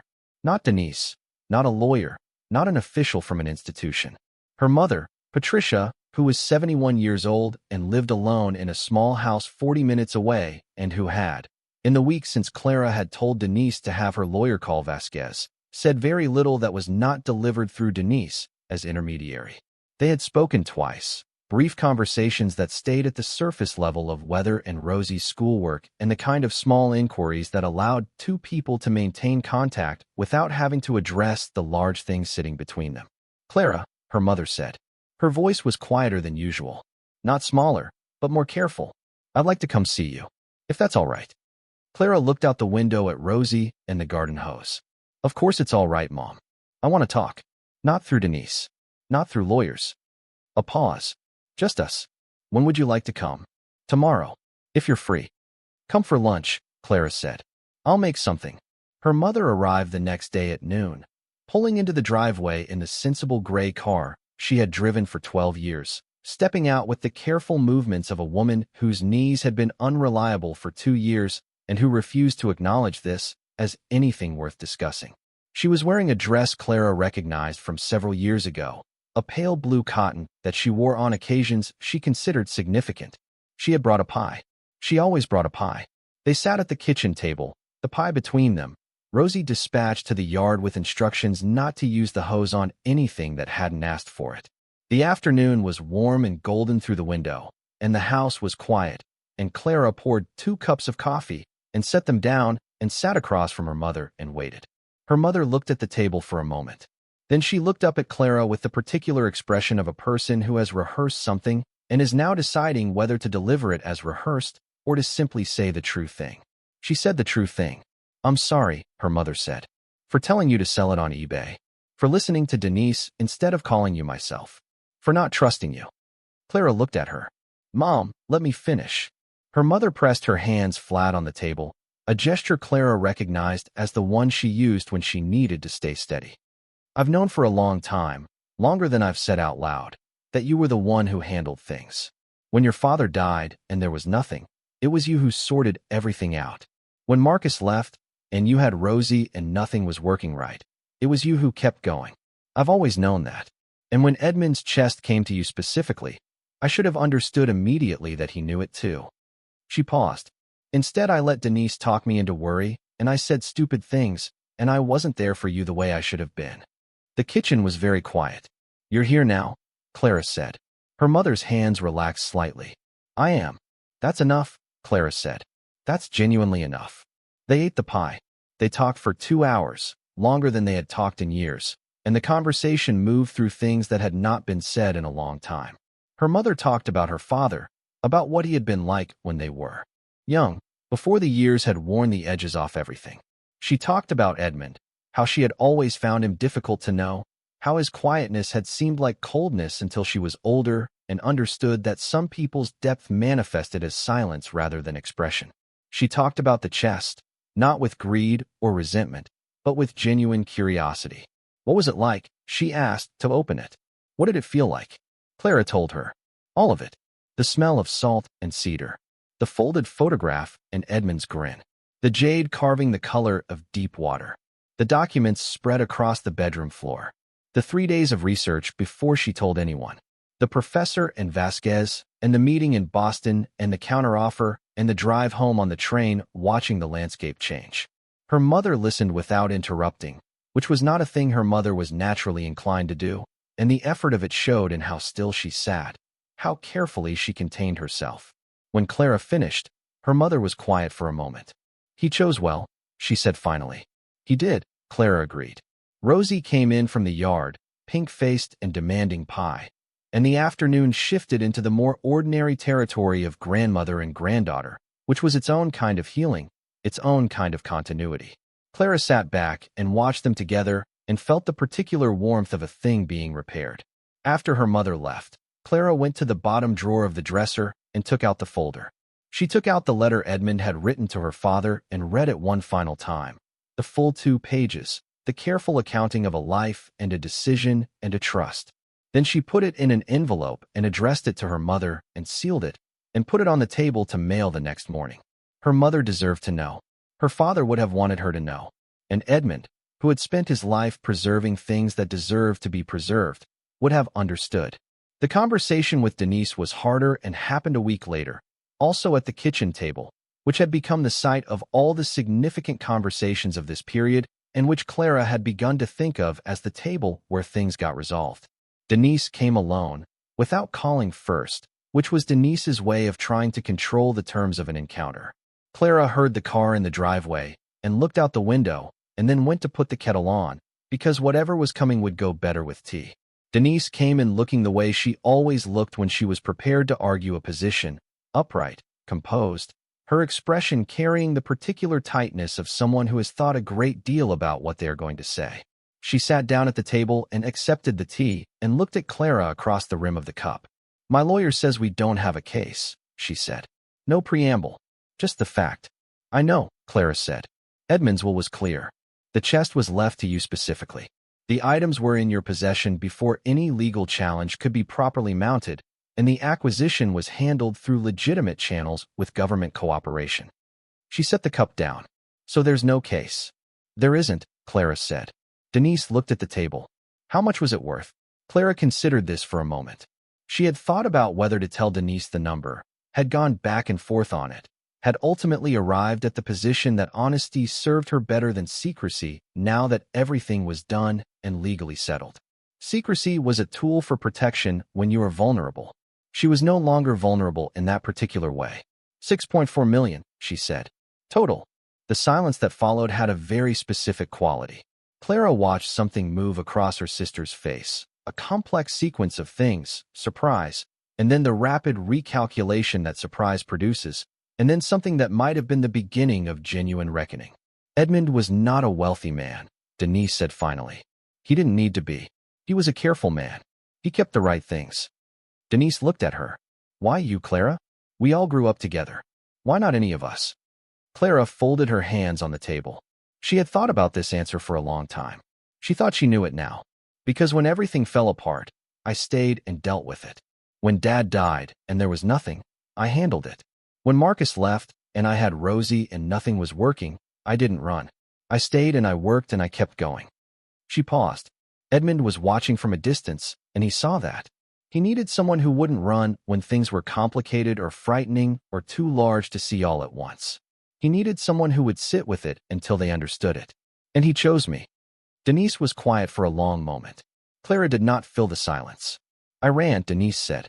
When things were hard, I found someone else to deal with them. I paid people, or I delegated, or I told myself the situation wasn't as serious as it appeared. She said it without self-pity, almost clinically, the assessment of someone taking inventory. That's why he didn't choose me. I don't think it was about judgment, Clara said carefully. I think it was about fit. The chest needed someone who would sit with it. That's all. Denise looked at her for a long moment. Then she said, "Are you going to be generous? With the family?" It was not the question Clara had expected, and she appreciated its directness. "I'm going to be fair," she said. "I'm going to help Mom. I'm going to make sure Rosie has everything she needs. Beyond that, I'll do what I can when I can and where it makes sense." She met her sister's eyes. "But this is mine. Edmund meant it to be mine. I'm not going to apologize for receiving what I was given." "I'm not asking you to apologize," Denise said. "I'm asking you to be generous." "I know the difference," Clara said. "And I know which one I'll be." They finished their tea. The conversation turned to other things, easier things, the kind of sibling talk that existed below the level of conflict and above the level of intimacy. They talked about their mother and the 40-minute drive and whether she should move closer. They talked about Rosie. They talked about the summer. When Denise left, she hugged Clara at the door, a hug that was not quite comfortable but was genuine. The hug of two people who are related and are learning, late and imperfectly, how to treat each other well. Clara stood on the porch after Denise's car disappeared and breathed in the summer air. The yard was green. The swing was fixed. Somewhere in the neighbor's yard a sprinkler was running, its regular percussion marking time. She went back inside and sat at the kitchen table and opened her laptop and kept writing. If you're hooked on this story, make sure to subscribe and turn on notifications so you never miss an upload. Your support means everything and helps me bring you more emotional stories like this one. By August, she had found the house. She had not been looking urgently, had not imposed a deadline on herself the way she might have under different circumstances. Vasquez had connected her with a financial advisor, a calm and methodical woman named Sandra, who had spent 2 full sessions helping Clara understand the architecture of what she now had and what could be built from it. Sandra had given her a framework, not a plan imposed from outside, but a structure within which Clara could make decisions that fit her own values and her own understanding of what she needed. The framework included a house. Not an elaborate one, not a statement, but a real one, permanent, owned, with a yard large enough for a dog and a garden if she wanted one. She found it on a quiet street 20 minutes from where they had been renting, a white house with blue shutters, and a covered porch and a backyard that backed up against a small stretch of trees. It had 3 bedrooms, which was one more than they currently had, and a kitchen with a window that faced east and caught the morning light. The yard had 2 old apple trees that had been there long enough to have character, their branches reaching wide and uneven over the grass. She brought Rosie to see it on a Wednesday afternoon after school. Rosie walked through the rooms with the serious attention of someone conducting an official inspection, testing light switches, looking out windows, pressing her palm against walls as though checking their structural integrity. In the backyard, she stopped under one of the apple trees and looked up into the branches. "This is a good climbing tree," she said. "Is it?" Clara said. "Yes." Rosie turned around to face her. "Can we get it?" Clara looked at the house. The white walls and the blue shutters and the east-facing kitchen window and the 2 apple trees and the covered porch where you could sit in the evening and hear whatever was in the trees beyond the fence. "Yes," she said. "We can get it." She made an offer the next day. It was accepted without counter. She had the legal work done through a real estate attorney Vasquez recommended, and the process moved with a velocity that still surprised her. The velocity that came from being a cash buyer in a market accustomed to financing contingencies and bank delays. She signed the papers on a Friday afternoon in a conference room downtown, the closing attorney walking her through each page with careful efficiency. And when she signed the last line and the house became hers, She sat back in the chair and looked at the ceiling for a moment and thought about the Tuesday morning the electricity got shut off. She thought about the specific quality of that morning. The disconnection notice and the envelope from Hartwell and Rosie's dry cereal and the thin pale light through the kitchen window. She thought about how it had felt to stand there, holding both pieces of paper, the one that represented the immediate reality of not having enough, and the one that she hadn't yet understood represented something else entirely.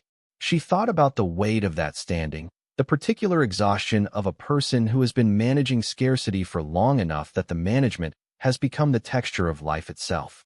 She thought about how different it felt to sign a piece of paper that meant a house was hers.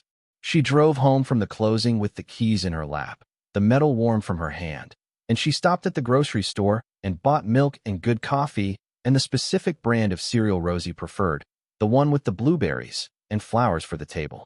She drove home to the rented house that would be theirs only a few more weeks and made dinner and set the flowers on the table, and when Rosie came in from the yard she said, "The house is ours." Rosie stopped in the doorway. "For real? For real?" Rosie ran across the kitchen and threw herself at Clara, arms around her waist, face pressed against her side. Clara held her and looked at the flowers on the table and the light through the window and the small, ordinary kitchen that had been the site of so much. The disconnection notice and the lawyer's letter and the chest arriving and Vasquez's call and the number and all of it. And she felt the full weight of everything she had been through and the full relief of where she had arrived, and both of those things at once, together, without either one canceling the other out. They moved in September, 2 weeks before the museum installation opened to the public. The move itself was not complicated. They had not accumulated, in the years of renting and managing, the kind of excess that makes moving difficult. Their things fit in a truck that Clara drove herself, Rosie in the passenger seat narrating observations about the neighborhoods they passed through with the focused attention of a child cataloging a new world. The house absorbed them easily. Rooms that had been empty and echoing filled quickly with the specific density of their life, Rosie's books and drawings, and the clay bowl she had made in art class, which Clara placed on the kitchen windowsill where the morning light hit it and brought out the depth of the glaze.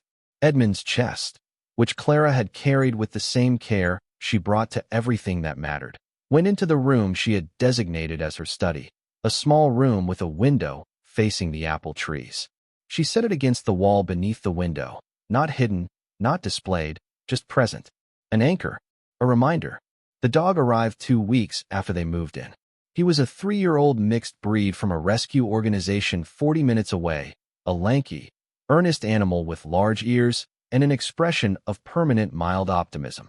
Rosie had spent 3 weeks studying the rescue organization's website with the systematic thoroughness of a researcher, eliminating candidates and narrowing her criteria with a seriousness that Clara found both funny and moving. She had selected this particular dog on the basis of 3 factors she explained carefully. He was not too big and not too small, he had a kind face, and his description said he was good with children and patient with noise. His name, as listed by the rescue organization, was Biscuit. Rosie considered this for approximately 4 seconds and announced that it was a good name and they would keep it. Biscuit settled into the house and the yard and the rhythm of their days with the ease of an animal who had been waiting for exactly this. He slept at the foot of Rosie's bed and followed Clara from room to room during the day and sat on the covered porch in the evenings with the settled, watchful contentment of an animal who understood his position and was satisfied with it. He became, within weeks, as integral to the texture of daily life as the east-facing kitchen window and the apple trees and the clay bowl catching the morning light. Clara watched Rosie with the dog one evening from the porch, the 2 of them in the yard in the last of the September light, Rosie throwing a ball and Biscuit retrieving it with enthusiastic imprecision, missing it more often than he caught it and not minding in the slightest. She thought about what she had said to Rosie about Edmund's chest. That Great-Uncle Edmund had left something important, and it had turned out to be worth a great deal. She thought about all the things she hadn't said, all the parts of the story that Rosie would understand when she was older, that had been waiting for her in the way that the right things always wait for the right time. She thought about the story she was writing. The manuscript had grown to nearly 40,000 words by now, working title simply Edmund, and it had become something she understood differently than she had when she started. It was not just the account of what had happened. It was the account of who Edmund had been, as best she could reconstruct it, and who her father had been, and who she was in relation to both of them, and what it meant to carry something forward through time. It was, she had come to understand, a kind of inheritance in itself. The story of an inheritance. The preservation of a preservation. The museum installation opened on the third Saturday of October. Clara drove to Boston with her mother, leaving Rosie with Gail for the day. They drove with the radio on low and the windows cracked and the autumn light coming in sideways across the highway. And her mother talked about her father again, about things Clara hadn't known, small specific memories that she filed carefully in the manuscript section of her mind. The museum was crowded for the opening. Clara had expected this, had been warned by Dr. Enright's assistant that the installation had generated significant interest in the curatorial community and beyond. But the reality of the crowd was still surprising, the sense of all these people gathered around something she had found on her bedroom floor. She moved through the room with her mother at her side, stopping to speak with Dr. Enright and several other museum officials, accepting their congratulations with the composure she had practiced and the genuine gratitude that didn't require practice. Then she and her mother found the installation itself. It occupied an entire room. The three objects were displayed in individually climate-controlled cases. The jade Netsuke under a light that brought out the depth of the color, the scroll partially unrolled and mounted at an angle that showed the full expanse of the hand-painted chart, the compass case opened to show the inscription inside.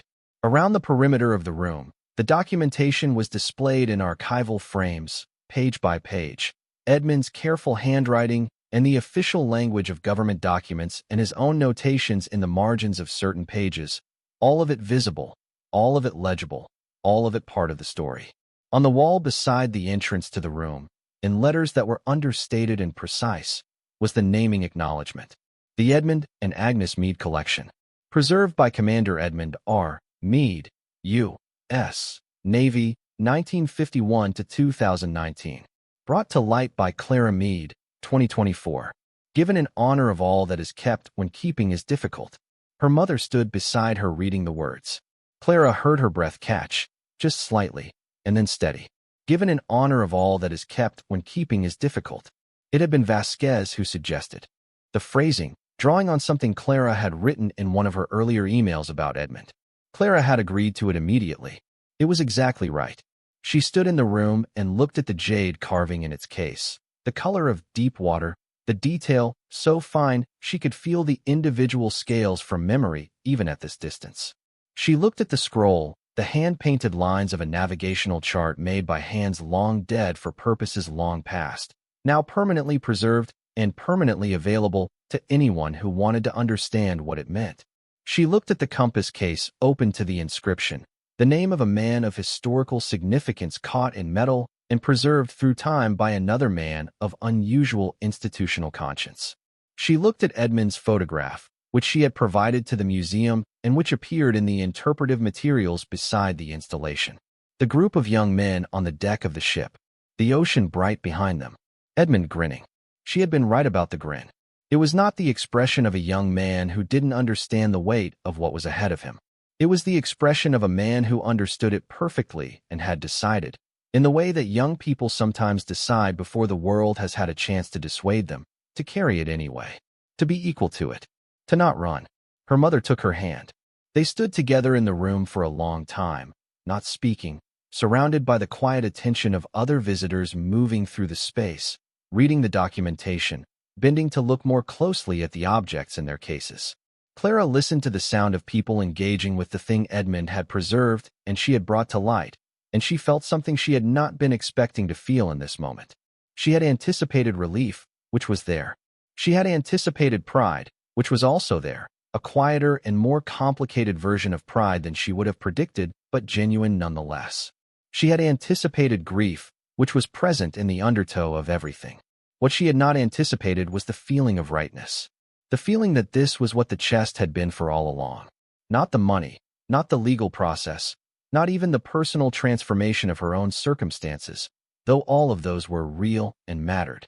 But these objects and this documentation and this story in a room where people could come and stand and understand something about the past that they hadn't understood before, This was what Edmund had been carrying toward. Not just toward her. Toward this. Toward the room. Toward the light. She squeezed her mother's hand. Her mother squeezed back. A young woman standing near the jade carving turned away from the case and caught Clara's eye, the involuntary eye contact of people sharing a space.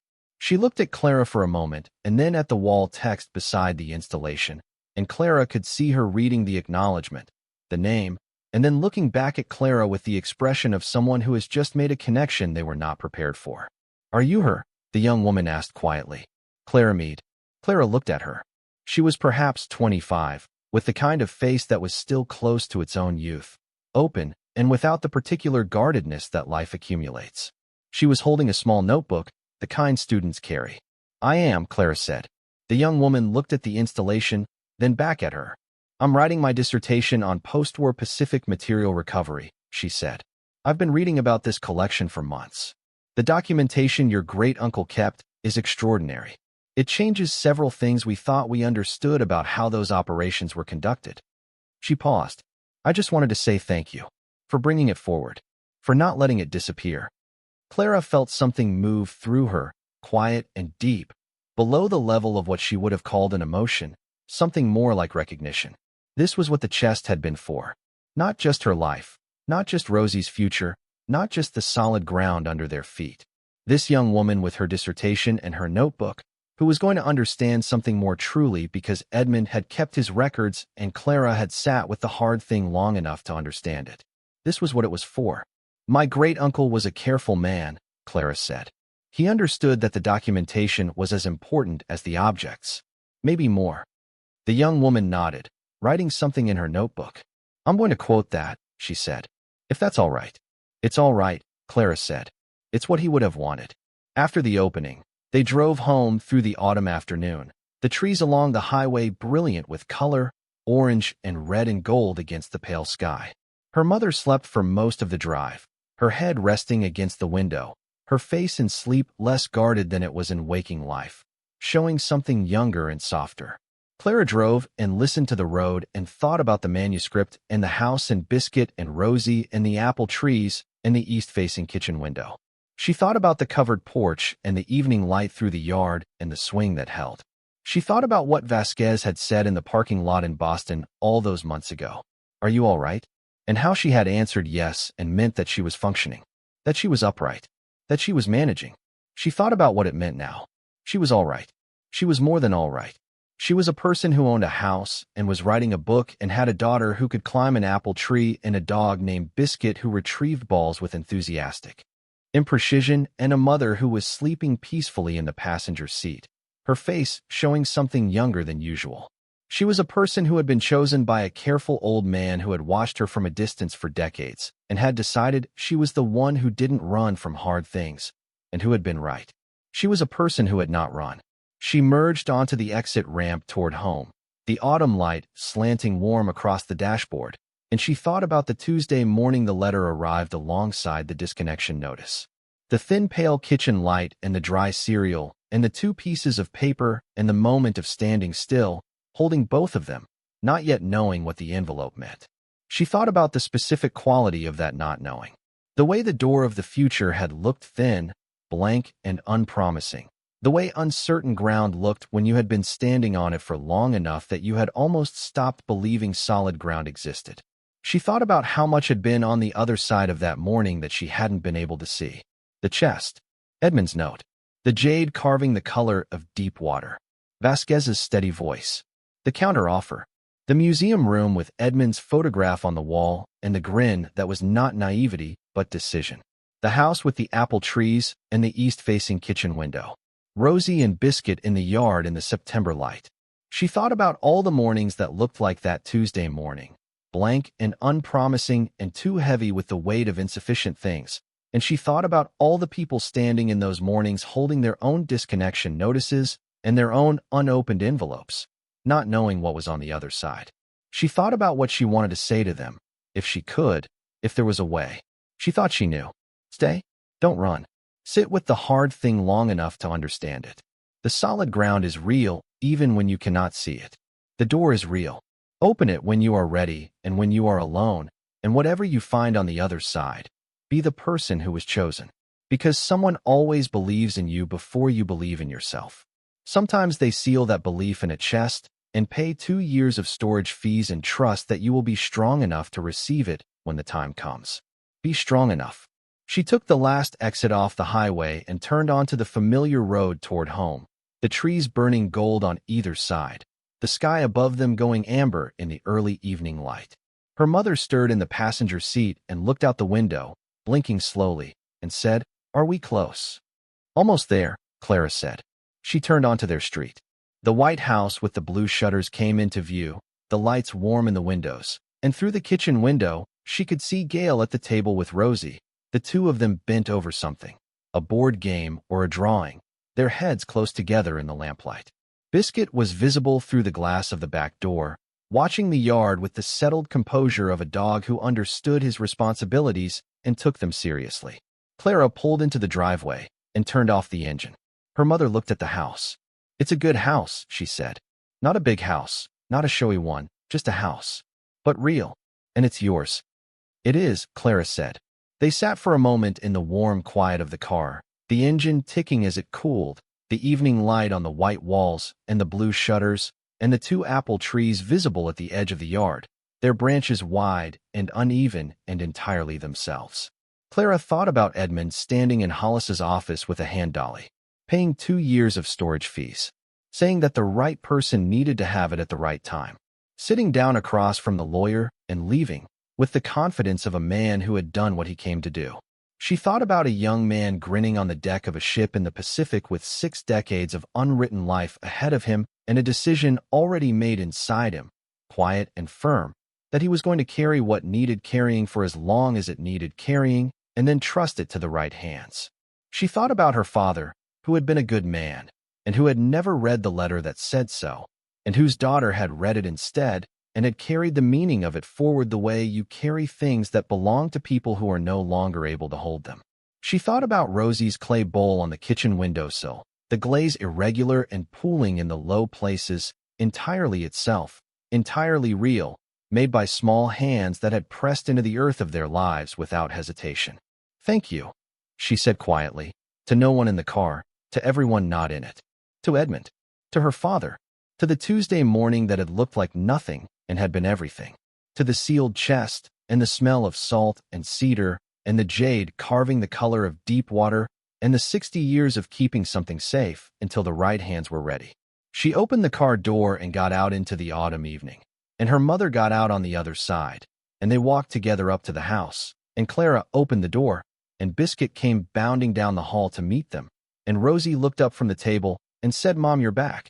And the kitchen was warm and lit and full of the specific texture of a life that was held together not by luck, not by chance, not by the grace of things falling from the sky, but by all the things that hold at their best, staying when it is hard, working when it is unrewarded, trusting that the solid ground is real before you can feel it under your feet, receiving what you are given with the seriousness it deserves, carrying it forward, keeping the story. She hung up her coat on the hook by the door. The clay bowl on the kitchen windowsill caught the lamplight in its uneven glaze, blue and green and deeper in the pooled places, entirely itself. The manuscript was on the table, open to the page she had last been working on. She sat down and kept writing. She wrote through the evening, past Rosie's bedtime, past the hour when the neighborhood went fully quiet, and the only sound in the house was Biscuit's breathing from the rug beside the study door and the occasional creak of the apple trees in the wind outside the window. She wrote about the moment in the museum when the young woman with the notebook had looked at her and said thank you for not letting it disappear. She wrote about what it had felt like to stand in that room with Edmund's photograph on the wall and the jade carving in its case, and the documentation framed and visible, and the naming acknowledgement in letters that were understated and permanent. She wrote about the feeling of rightness, which she still did not have a better word for, and which she was no longer trying to find a better word for, because some things name themselves in the feeling and resist translation into more precise language. She wrote about the Tuesday morning, again, because it kept coming back, the way the most important moments always do. The disconnection notice and the letter from Hartwell and the 2 pieces of paper and the thin pale kitchen light. The dry cereal and Rosie saying, "I think I got a splinter," and Clara putting the letter down and going to her daughter, because that was what you did. You put the letter down and you went to your daughter. The world did not pause for your tectonic events. The world simply continued, and you moved through it, putting things down and picking them up and being where you needed to be, doing what needed doing, staying when staying was required. She wrote about her father, about the things her mother had told her on the drive home from Boston, the small specific memories, the version of him that existed before the years had worn the edges off everything, about what it meant to learn a person more completely after they were gone, to discover rooms in them you hadn't known were there. She thought there was something in that worth understanding, about how the dead continue to teach us if we are willing to keep learning, if we stay close enough to their memory to hear what they are still saying. She wrote about Edmund for a long time, about the grin in the photograph and the letter to her father that had never been sent, and the 2 years of storage fees paid in advance, and the note that said, "I expect by the time this reaches you, you will be in need of something to hold on to." She tried to understand what it had cost him to carry the chest for 66 years, to make the decision over and over again, every year, every decade, to keep it, to not give it up, to not resolve the question the easy way by simply letting it go or turning it over to some institution that would have processed it without the care it deserved. She thought the cost had been significant. She thought the cost had been, in some ways, a life shaped around a decision, the way all important decisions shape the lives they inhabit. She thought about what it meant to her that he had chosen her. Not just what it meant practically, the house and the financial security and Rosie's future, though those things were real and she was grateful for them without apology, but what it meant in the deeper register, the one that had nothing to do with money. He had watched her from a distance through the years of her hardship and her persistence and her refusal to stop, and he had decided she was worth trusting with the most important thing he had. That was a kind of love, not the kind that announced itself or made itself comfortable to receive. The kind that watches and waits and acts in the right way at the right time and trusts that the person it has been directed toward will be capable of meeting it. She had met it.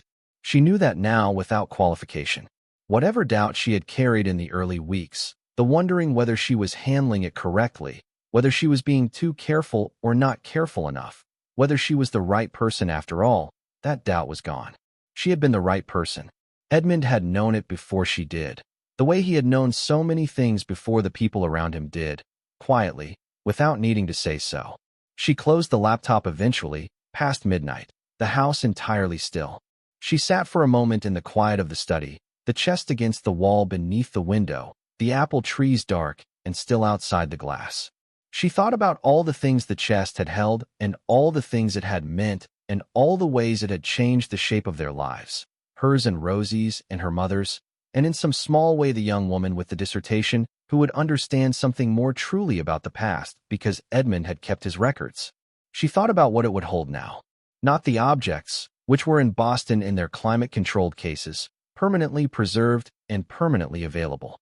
Not the documents, which were framed and lit and accessible to anyone who wanted to understand the story they told. But the other things.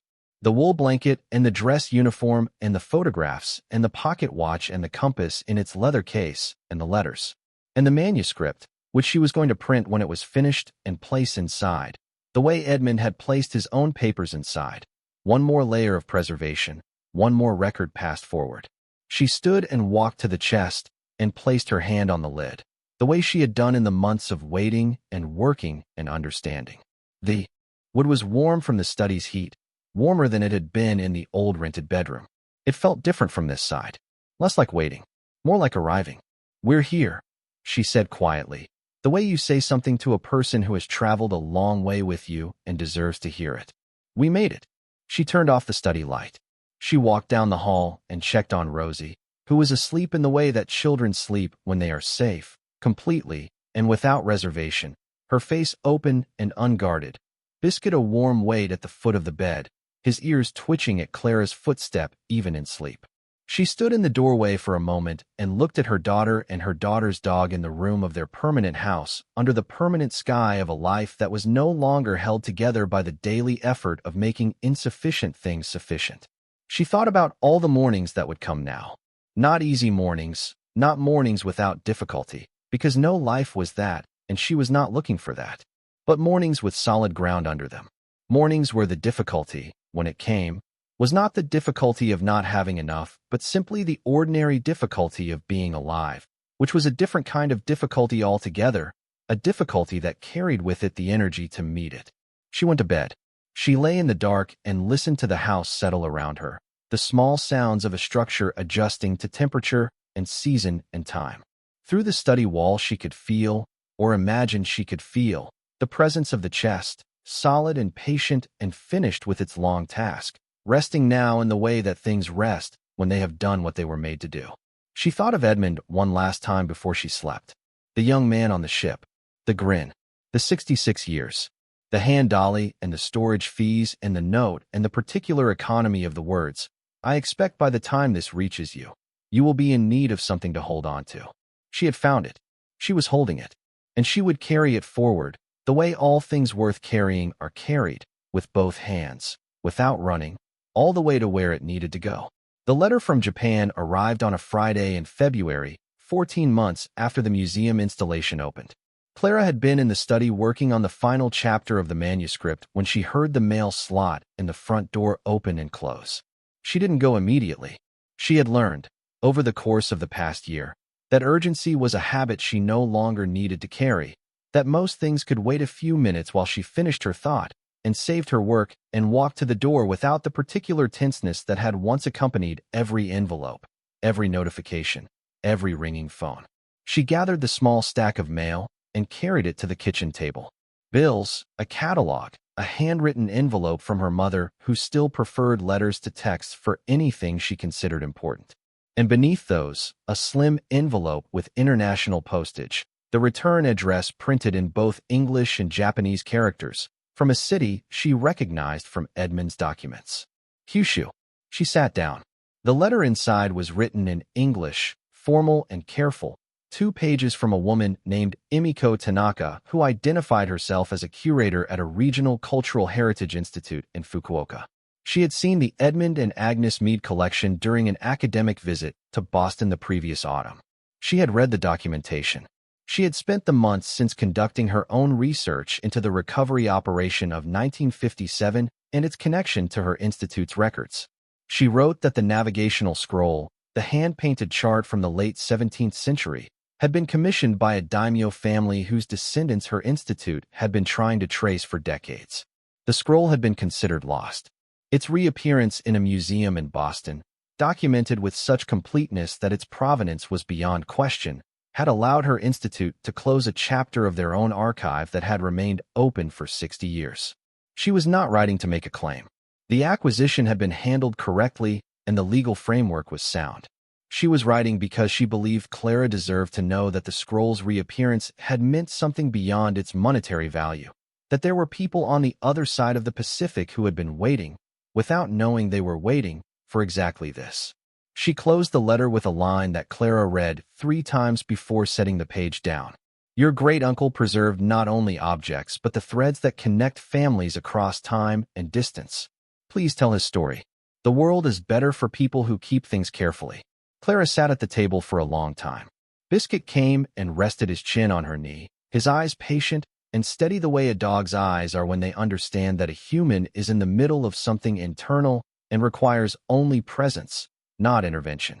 She thought about threads, about the specific image of them, the way they ran invisible between people and places and years, the way you could not always see them until something pulled taut and the connection became visible across whatever distance had been between.